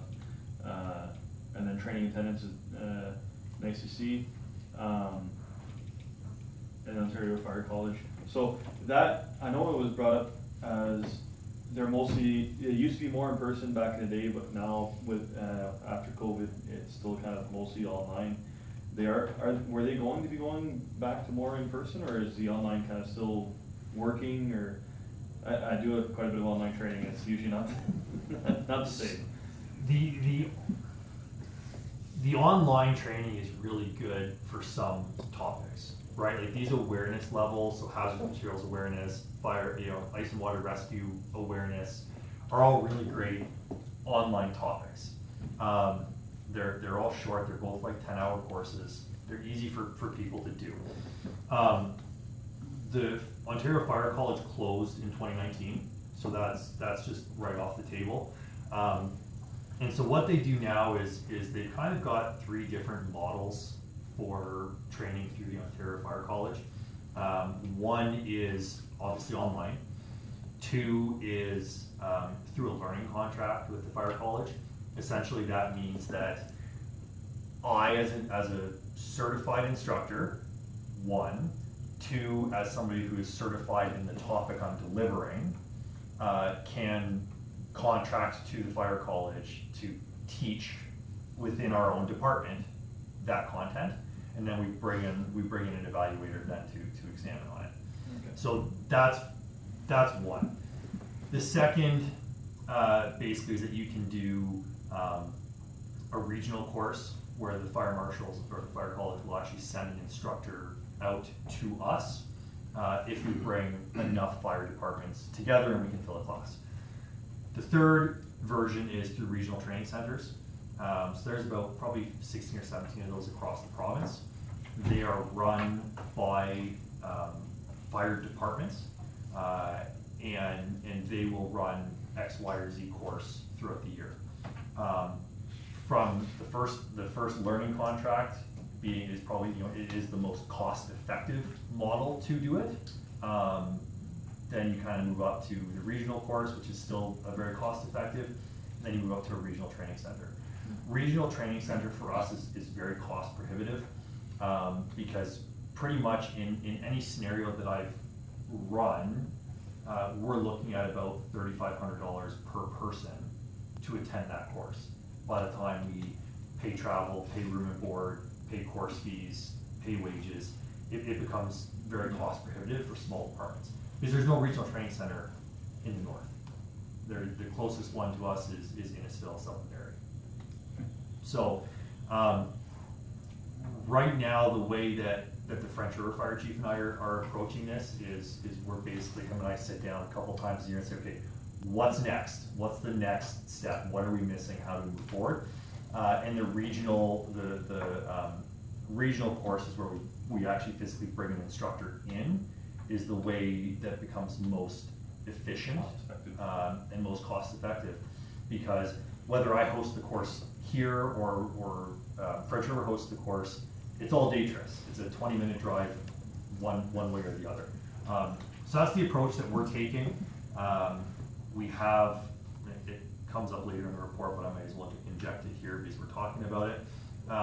So at the end of the month, end of April, we're running a DZ licensing program, right? So there's 7 from us, including the Director of Operations, and there's 8 from French River, including their Director of Operations. And we've got a person coming in and we're doing DZ licensing right on site. So that's this kind of shared training piece, and actually being able to bring instructors to us is in the long run, it's a huge cost savings. We will get to a point where we can do the learning contracts, but we're still years away. Yeah. Because, for example, myself, while I've taken all the training, certification, was only dropped in 2022, 2021 is when I really started talking about it. But I have to write 14 exams to finalize those certifications. My captains have 5 exams each to write to complete certification. So there's a lag, because while I have the knowledge, for example, to teach, say, hazmat operations, until I actually am certified in it, I can't teach it. So that's where there's a lag for us to be able to do learning contracts. And that's the same across all fire departments. Everybody's got the training, but until we can bring somebody to sit exams, we're handcuffed. So that's what we're actively working through. But it's a process, because academic standards won't come out to examine a single person. Perfect, thank you. Okay. As for myself, the training, we're at the top of it says training and then training sessions. So here we're just, the numbers are actual training sessions, correct? Correct. It's not the number of participants, so that's, No. okay, just wanted to make sure on that one. The one that I'm having a little bit, I'd like to figure a way to have a bit more detail on it is the attendance. I don't know how it can be modified or in such a way that we're aware of how many firefighters are actually performing at a level ready to handle all the fire calls. Because here there's 70%, but if like if there's the 70%, if it's all scattered, you might have like 50% of the firefighters that are not meeting the requirements or whatever, and have the 50% that are. So it's just, I'd like to have a concept, or I don't know, this is in your ball field, it's not mine, of how you could present to council when we're making decisions on whether or not we want to continue internal fire attacks. Do we have staff or trainees that have the knowledge to do it? So that's the one I'd like to have a bit more of a clearer picture. Okay. And for the rest, yeah, it's pretty good. I have no problem with the rest. But that's the one I'd like to have a better picture of. So your question's not about attendance at training, your question is about competency of firefighter. Correct. Okay.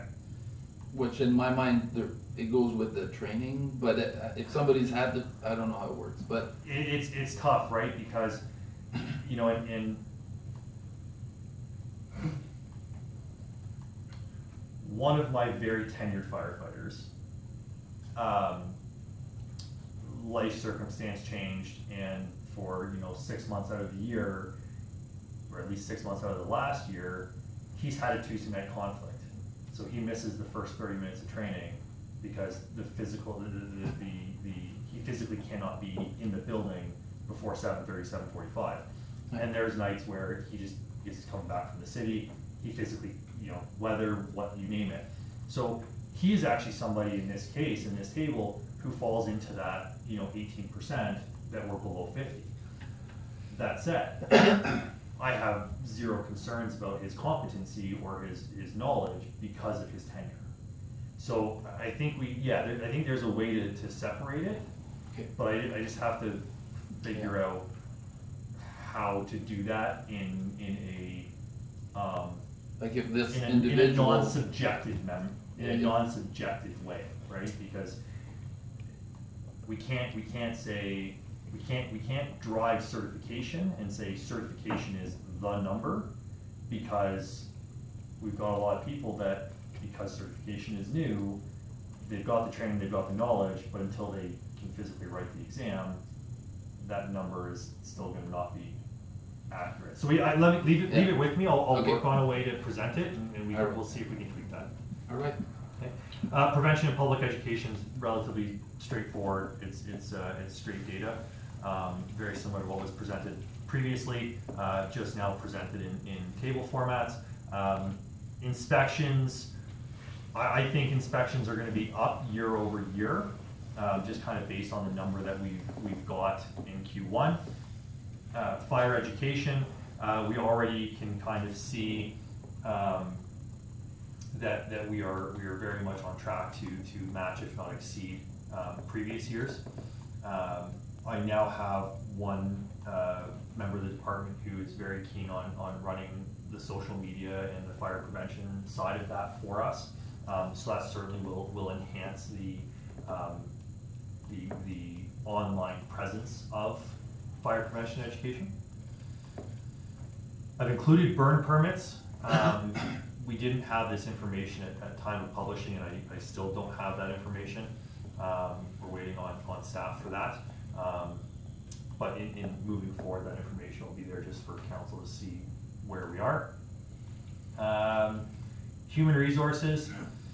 So, Your Worship, this may be part of what addresses your question. So, under staffing levels, I did include, I broke it down by trained firefighters and probationary firefighters. So, a firefighter is probationary for a minimum of 1 year, or until they display complete competency. So, if that firefighter takes 18 months to display full competency, they stay as a probationary firefighter until that timeline. There is a full set of skill sheets that are required for firefighters to complete. We drive on those pretty hard in year one. We drive on the basic mandatory trainings. Every firefighter that comes in as a probationary firefighter has to take hazardous materials awareness. They have to take fire department legislation. Those are all base and entry level courses that the certification system builds on. So by the time a firefighter completes their probationary period, they are trained and competent to operate in 90% of what we do. And certainly this group of probationary firefighters is certainly getting put through the ringer because call volume is up, complexity of call volume is up. You know, we've had some big fires, we've had some technical fires this winter. So it's been very good for training and education on all these probationary firefighters. And we do have 2 members that are currently on leave. Recruitment, this was, I know, a question that was sent to me. So we have hired 4 new firefighters since January 1st. We received 7 applications. We had 0 resignations and 0 exit interviews during that time, with 1 member completing their probationary period. Put a little preamble in here. So 7 applications were received. We accepted 4 of those applications into the department.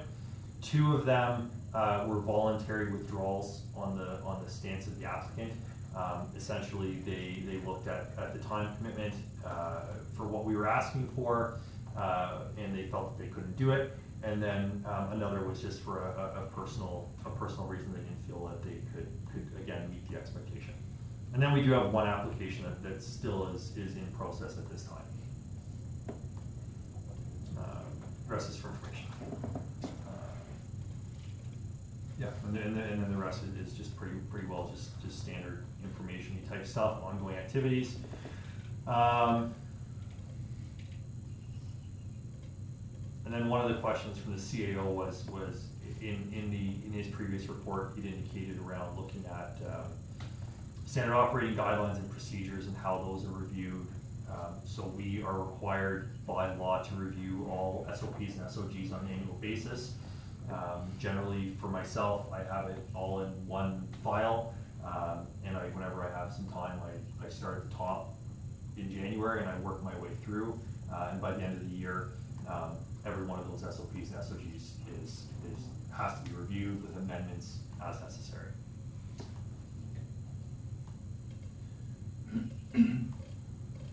All right. Anything else?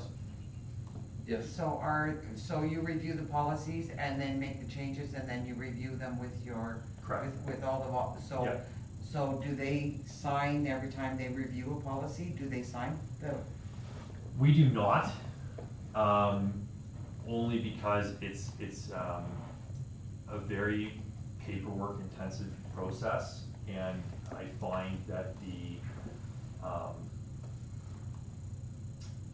the return from that process is very poor, and often we'll send it out by email, and it may take 2 months before I've chased people down for signature sheets. So we can do better at it, but one of the things that's coming probably towards the end of this year is that a couple of our neighbors are looking at a training and procedure and emergency response sort of database system, which builds off of our Who's Responding dispatching app. It's a separate company, but basically it allows us to put all fire department operations into one database. Every user gets a login, so when we then say do an SOP update, we can send out the SOP update through the software, and people then, when they read it, there's just a click to acknowledge button on the bottom. So I'm letting our neighbors test dummy it, because one has started using it, the other one's coming.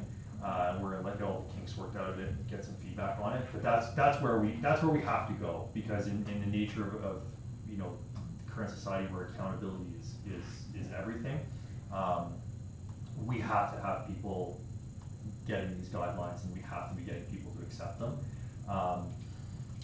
Right now, our process when we do SOG updates is the SOG gets sent out in an email to every member of the department, so they have a document, and then we do review it in person at the next training session as well. So we do have, obviously, the attendance matches up to the SOG. Okay. The questions brought up about the training. I think the trained firefighters, I think an easy way to, because I know you mentioned the certification is something that, you know, we're working on until they write exams. It's hard to get to that. But at the end of the day, for interior attack and stuff like that, like, they still need to be certified to firefighter level They need to one. be, they need to be competent. So whether Is it's it competent firefighter, or whether it's certified? whether it's firefighter one or, Ontario SEAL, they have to get to that point.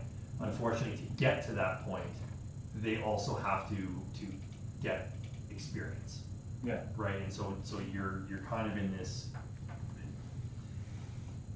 there's no clear standard, right? So, it's kind of, in a lot of ways, it's kind of like, driving of a fire truck, right? Anybody can drive that truck as long as I'm in the passenger seat as a supervising driver with a DZ license, Okay. right? Yeah. So there's an expectation of supervision, right? You couldn't just take somebody who is untrained and say, here, go do this. Yeah. There's a minimum level of supervision. Yeah, it would give, like, I know there's a difference, like, there's a difference of paperwork in terms of being trained to firefighter one and then being certified to firefighter 100%. one. And I think, you know, that's a very straightforward statistic to have is, you know, you have trained firefighters and you have probationary firefighters. In the trained firefighters section, I think that can be broken down as, cause you'll have people that are trained to firefighter level 2 as well. I think it's trained to, like, firefighter 1, and then certified to firefighter 1. Cause certified means you've completed all the training. Yeah. And you've written your exam. And then I know there's more, but I think it's like officer, I think their officer 1. You get into. There's so many different ones, yeah. And that's this list could be 26 lines to look at every single certification. Yeah. Right? And the other piece of this, and I understand what you're asking, and I even support what you're asking. But it is, you're asking for what is you're asking a relatively complex question to be summarized in a very simplistic way. Because like even firefighter 1, we can have people go and write their firefighter 1, they pass their exam, but they aren't certified to firefighter 1 until they have written a hazardous materials operation exam and until they've written a fire department legislation exam. But because they don't necessarily complete them in order, right? So Yeah. all I'm saying is I understand what you're asking for, but saying if we're just looking to say, hey, here's how many firefighter 1 certified firefighters we have. It's just If we have we're to make waiting for decisions. every single one of those exams to get written, Yeah. that could take another year before every one of those other exams get written, because we don't have you know, weekly access to a proctor to come write those Yeah. exams. But I just want to put the caution out, right? Yeah, it's just because, like, we need to make decisions based on what we know, and it's like, we see trained firefighters, and it's just, now you have to explain to us what they're trained to or certified to, so I know it's putting it into like just a table format, and you know, but at the end of the day, trained to firefighter 1 and certified firefighter 1, you know, and so on and so forth. Because I know it's broken down a little bit above what the different training sessions were, but it's just, I think it would, you know, remove a lot of the questions, right? So when it comes to when we have to make decisions on, you know, we've now added interior attack, but it's just whether or not, you know, stuff like that would impact those decisions. Yeah. So. I will tell you that having interior attack back in, just for context, Yeah. it did save that garage Yeah. up the road, right? So one of the conversations was, can interior attack make a difference?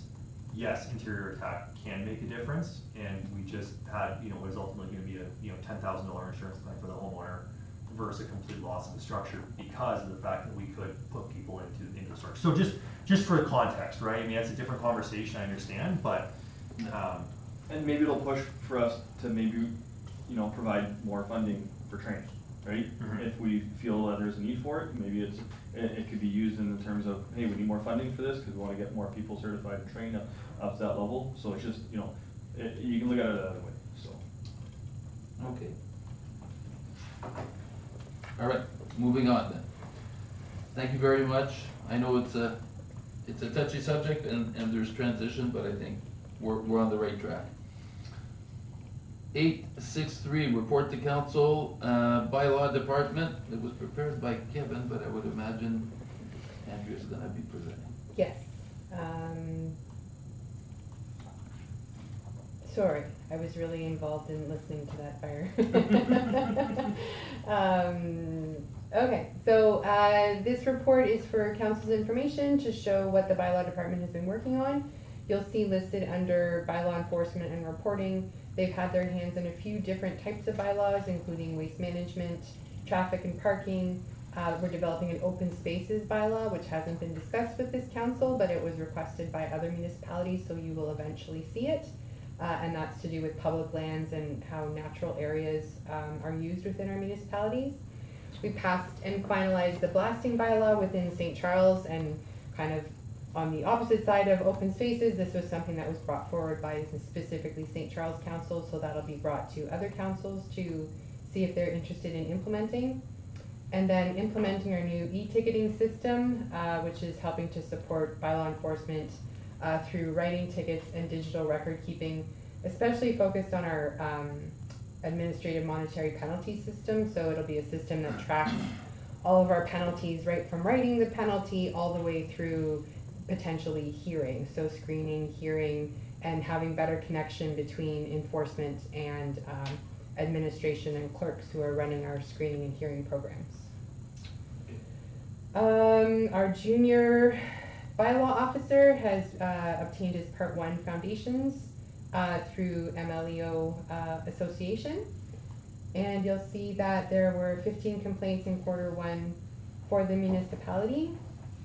One thing that's come up in other discussions, sometimes people will look at our list of complaints and say, well, you know, I know of a particular complaint that maybe isn't listed here because it had to do with traffic control, but I don't see it. Just for council's information, when we enter everything into our CGIS mapping system for putting in all of our complaints, there are multiple ways that we can describe a complaint, but for reporting, it'll take the first line of however we've described the incident. So if it was an animal issue that also had noise complaints, that also had property standards issues, whatever kind of the most important issue or the top one that's listed, that's how you'll see it reported. So we're not showing 3 complaints when really we're only attending to 1 or investigating 1. So with that information, I'll open it up to questions. Thank you very much. Any questions? No, good report, thank you. Thank you. Councilor Witzer, you good? Yeah, no, all good. Yeah, thank you very much. Thanks. All right, moving on to the next one then, item 864, backyard hen survey. And again, thank you. Okay, at long last, some public information to either support or not support the idea of having backyard hens within our zones that aren't necessarily rural. So our zoning bylaw allows for livestock, which includes chickens, to be allowed on more like farming properties outside of village settings. Just to remind everybody why we put out this survey was to see if there was public support for allowing backyard hens on properties that are zoned outside of the rural setting. So that includes waterfront residential, residential 1 within our villages, and also residential rural, which are smaller properties but also outside of village centers. So I took some of the highlights but also included all of the results for council to review and ask questions. We had 82 respondents. I thought it was interesting. We included the question of do you support backyard hens at the beginning of the survey and also at the end, with the idea that maybe some people would go through the survey and it would really change their mind. Like maybe they hadn't thought of different aspects of what it would be to keep backyard hens. But we didn't see a major change. People strongly supporting or somewhat supporting backyard hens before the survey, also supported them after the survey with perhaps a slight increase. So maybe we educated people to feel more strongly in their sport. I thought it was interesting to look at how, I called it farm versus village responses. So looking at the data just looking at the people who responded to say that they lived on properties larger than 5 acres, I considered them a farm response. And then took anything smaller than 5 acres and considered them a village response. Just to see if there was different support. 26% of 23 respondents who lived on larger properties strongly or somewhat disagreed with allowing backyard hens, while a lower amount, 19% of 52 respondents that lived on properties or smaller properties, strongly or somewhat disagreed. So even just anecdotally, I felt that this was sort of an issue between rural or farming people thinking, you know, maybe chickens shouldn't be allowed in the villages, whereas people who were in the villages were more in support of having them. Really, this is more of an interesting observation, because overall the comments that were coming in, even for those who really were against the idea of backyard hens, most people said, you know, these are my issues with it, so there should be setbacks, there should be enforcement for things like noise or too many hens, or making sure that coops were built properly.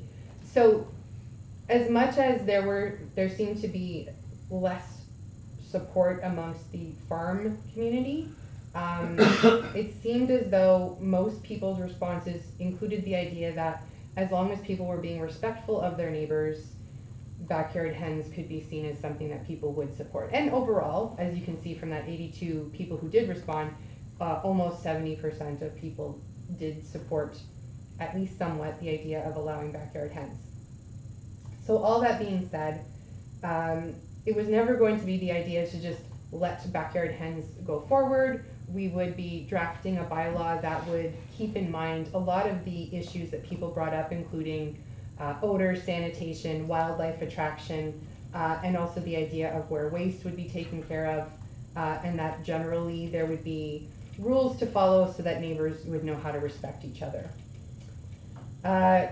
Even to support the idea of these rules, you'll see that on larger properties, people were strongly in support. So rural residential zones, people were supportive of the idea of allowing backyard hens, with slightly less support when houses were closer together. And we saw that trend through pretty much all of the questions. So yes, backyard hens are fine, but as houses get closer together, then we should be either making provisions to make sure this doesn't become a problem, which is logical.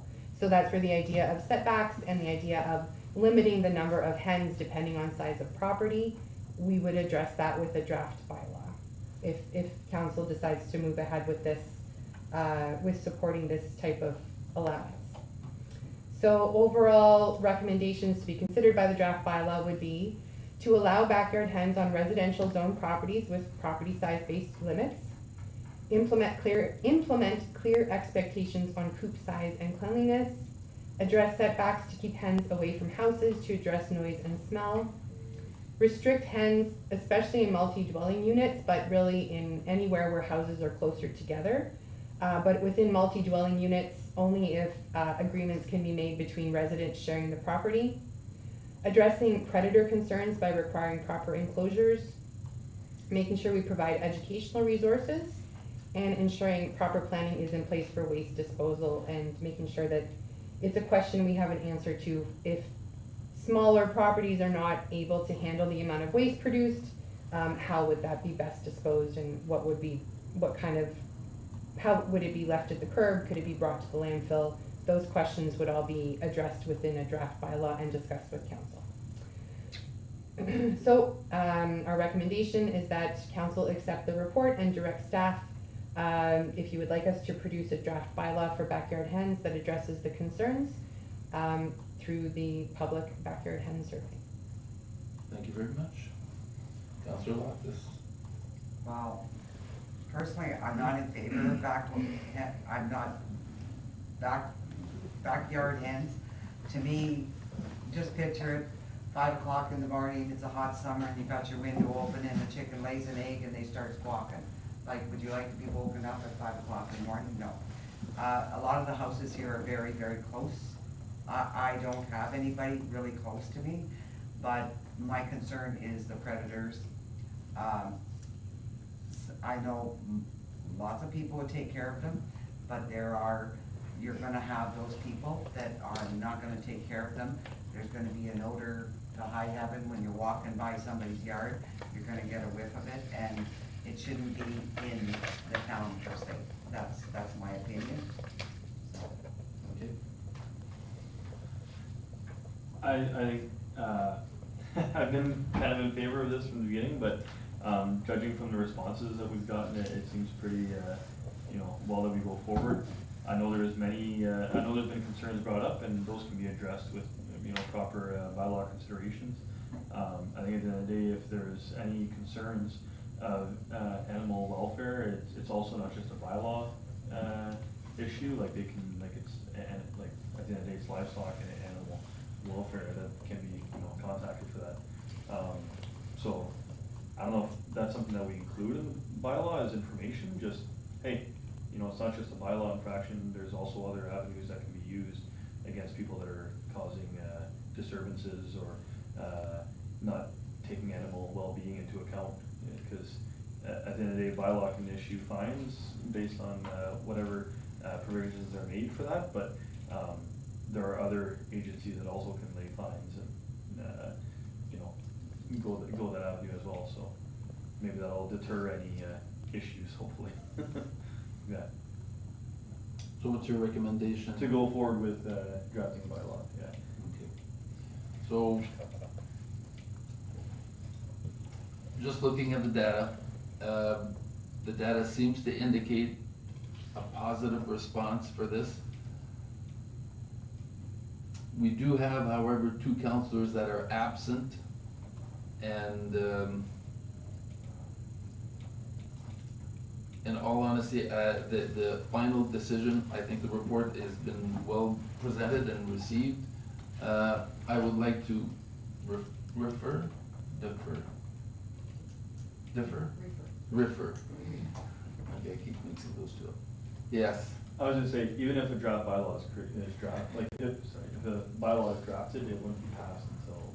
I know when you Yeah. passed it, but I'd hate to give Andrew add another responsibility immediately Yeah. if the decision of council as a whole would be to stop and not move on with it. So because of that, I think I'd like to refer. So we need a motion, mover to seconder.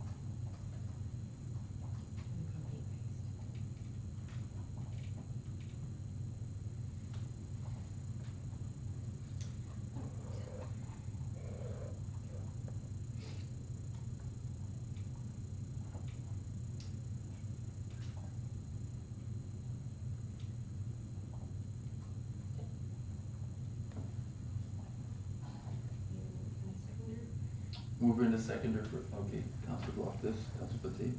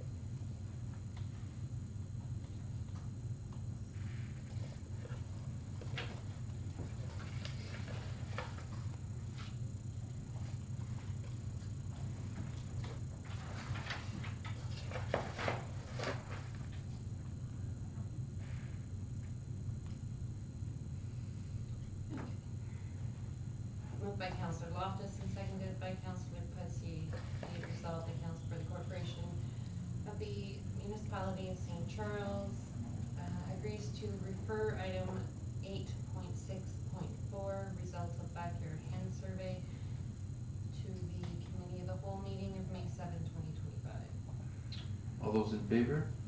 Carried. Thank you very much for the report. Okay. Okay, next, item 871, report to council awarding the calcium chloride contract. Michelle? So the municipality utilizes approximately 175,000 liters of dust suppressant annually. We posted our tender on March 4th and closed on April 3rd. We received 2 bids, one from Polar Distribution, the other one from Daily Dust Control.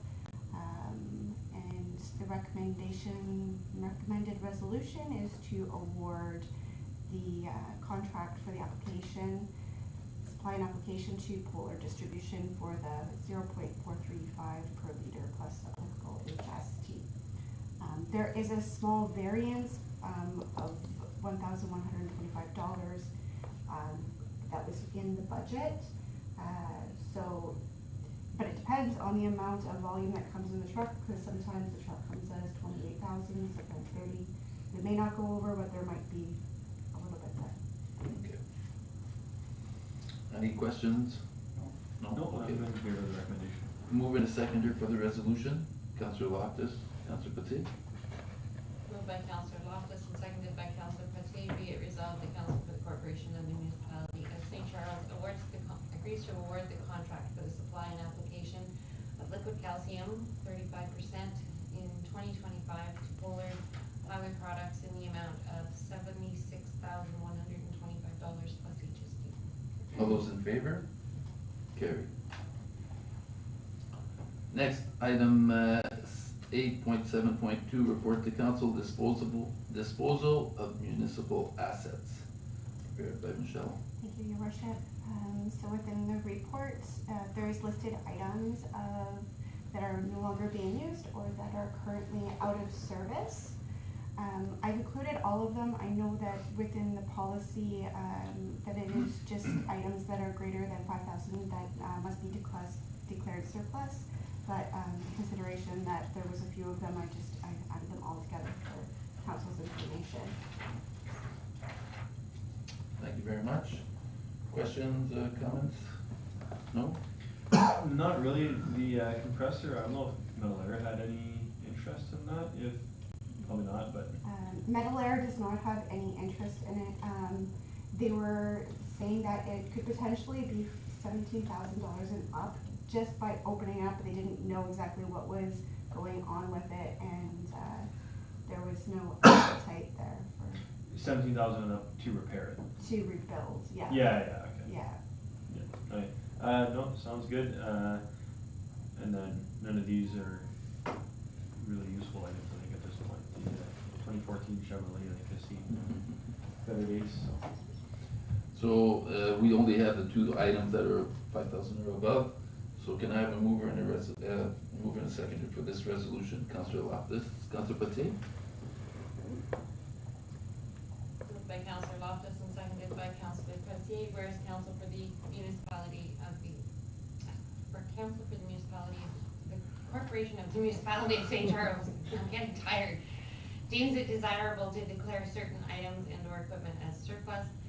Be it resolved that council for the corporation of the municipality of St. Charles declares the following as surplus. 2012 Western Star, bin number 5KKHALDV2CPBN1328. And number 2, Excalibur Water Systems reverse osmosis water treatment system. Be it further resolved that the Director of Operations list these items for sale on GovDeals. All those in favor? Carried. Next report to 873, report to council, roadside grass cutting. Prepared by Michelle. Alright, so this is another operations tender. Every year we do our roadside grass cutting. This this year decided to do a 3-year contract to try to get some cost efficiencies. So we posted for a 3-year term on March 24th, and with the closing date of April 8th, we received 2 bids, one from TMI Brushing and the other from Canadian Shield Consultants. And the resolution is to award to TMI Brushing, which will be a little less than what we anticipated within our 2025 budget. All right, thank you. Anybody have questions? No? Oh, okay, can I have a mover and a seconder for the resolution? Councillor Putzi, Councillor Loftus? Moved by Councillor Putzi and seconded by Councillor Loftus, be it resolved that Council for the Corporation of the Municipality of St. Charles agrees to award the 3-year contract for roadside and lagoon area grass cutting to TMI Brushing in the following amounts plus HST: $6,250 for 2025, $6,437.50 for 2026, and $6,766.25 for 2027. All those in favor? Carried. Next item, 9.1, Sudbury's Planning Board Minutes for information. Did anybody have questions or? No? Okay, information only. Next item, okay, bylaws. A mover and a seconder for the first and second reading. Councillor Loftus, Councillor Putzi.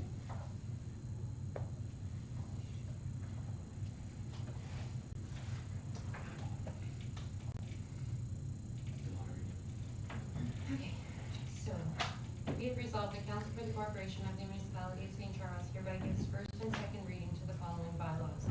Bylaw 2025-17 being a bylaw to regulate traffic and parking in the municipality of St. Charles. Bylaw 2025-18 being a bylaw to amend bylaw 2022-27, AMPS bylaw. Bylaw 2025-19 being a bylaw to adopt the 10-year community strategic plan for the Corporation of the Municipality of St. Charles. Bylaw 2025-20 being a bylaw to set tax ratios for municipal purposes for the year 2025. Bylaw 2025-21 being a bylaw to provide for the adoption of the current estimates and tax rates and to further provide for penalty and interest and default payment thereof and for the levy of other charges for 2025. Bylaw 2025-22 being a bylaw to establish sewage service rates for 2025. Bylaw 2025-23 being a bylaw to enter into a service contract agreement with the North Bay and District Humane Society. Bylaw 2025-24 being a bylaw to enter into an amending agreement number 2 with His Majesty the King and Right of Ontario as represented by the Minister of Infrastructure. Bylaw 2025-25 being a bylaw to enter into a transfer payment agreement with His Majesty the King and Right of Ontario as represented by the Minister of Solicitor General. All those in favor? Carried. Just so that do you want to give directions for bylaw 20, number 20, 21, and 22? So my What would happen there? suggestion is those be defeated as those numbers are likely to change. So Because of the change in the, as the budget budget. is not being passed, I would Okay. recommend. Also, further to the comment from Ms. Kennedy, about the March 19th date on the strategic plan, bylaw, that was an error, a typing error, and the clerk has the right to change that, which I have changed that on the bylaw, so it is going to read April 16th, not March 19th. okay, thank you very much. Therefore, can I have a mover and a seconder for bylaw 2025-17, traffic and parking bylaw? Councillor Putzi, Councillor Loftus. Be it resolved that Council for the Corporation of the Municipality of St. Charles hereby gives third reading to and finally passes bylaw 2025-17. All those in favor? Carried. Bylaw 2025-18, amendment to the AMPS bylaw. Moving to second, Councillor Loftus and Councillor Pelletier. Moved by Councillor Loftus and seconded by Councillor Pelletier, be it resolved, the Council for the Corporation of the Municipality of St. Charles hereby gives third reading to and finally passes bylaw 2025-18. All those in favor? Carried. Next, bylaw 2025-19, 10-year strategic plan. Councillor Loftus, Councillor Pelletier. Moved by Councillor Loftus and seconded by Councillor Pelletier, be it resolved, the Council for the Corporation of the Municipality of St. Charles hereby gives third reading to and finally passes bylaw 2025-19. All those in favor? Carried. So this next one with the tax ratio, we need a mover and a seconder, but to be defeated on the vote. So mover and a seconder for bylaw 2025-20, to set tax ratios for the municipality in 2025. Councillor Loftus, Councillor Pelletier. Moved by Councillor Loftus and seconded by Councillor Pelletier, be it resolved, the Council for the Corporation of the Municipality of St. Charles hereby gives third reading to and finally passes bylaw 2025-20. All those in favor? Defeated. Defeated. Next, bylaw 2025-21, estimate the tax rate for the, tax rate. Moving to seconder, Councillor Loftus, Councillor Pelletier. Moved by Councillor Loftus and seconded by Councillor Pelletier, be it resolved, the Council for the Corporation of the Municipality of St. Charles hereby gives third reading to and finally passes bylaw 2025-21. All those in favor? Defeated. Next, bylaw 2025-22, to establish sewage service rates for 2025. Councillor Pelletier and Councillor Loftus. Moved by Councillor Loftus and seconded, moved by Councillor Pelletier and seconded by Councillor Loftus, be it resolved, the Council for the Corporation of the Municipality of St. Charles hereby gives third reading to and finally passes bylaw 2025-22. All those in favor? Defeated? Okay. Next bylaw, 2025-23, bylaw, contract agreement North Bay District Humane Society. Councillor Loftus, Councillor Pelletier. Moved by Councillor Loftus and seconded by Councillor Pelletier, be it resolved, the Council for the Corporation of the Municipality of St. Charles hereby gives third reading to and finally passes bylaw 2025-23. All those in favor? Carried. Next bylaw 2025-24, amending agreement number 2 with His Majesty the King. Councillor Loftus, Councillor Pelletier. Moved by Councillor Loftus and seconded by Councillor Pelletier, be it resolved, the Council for the Corporation of the Municipality of St. Charles hereby gives third reading to and finally passes bylaw 2025-24. All those in favor? Carried.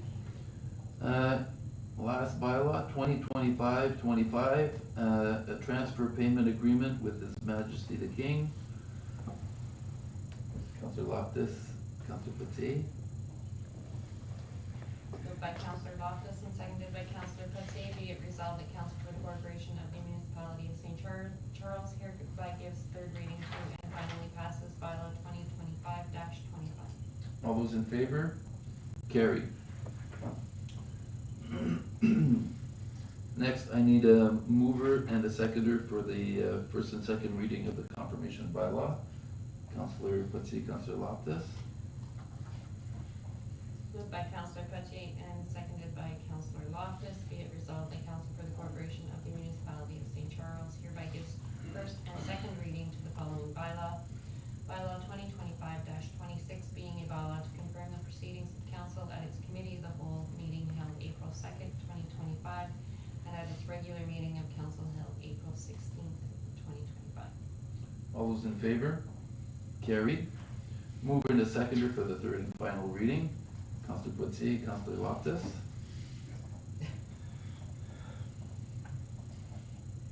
Moved by Councillor Pelletier and seconded by Councillor Loftus, be it resolved that the Council for the Corporation of the Municipality of St. Charles hereby gives third reading to and finally passes bylaw 2025-26.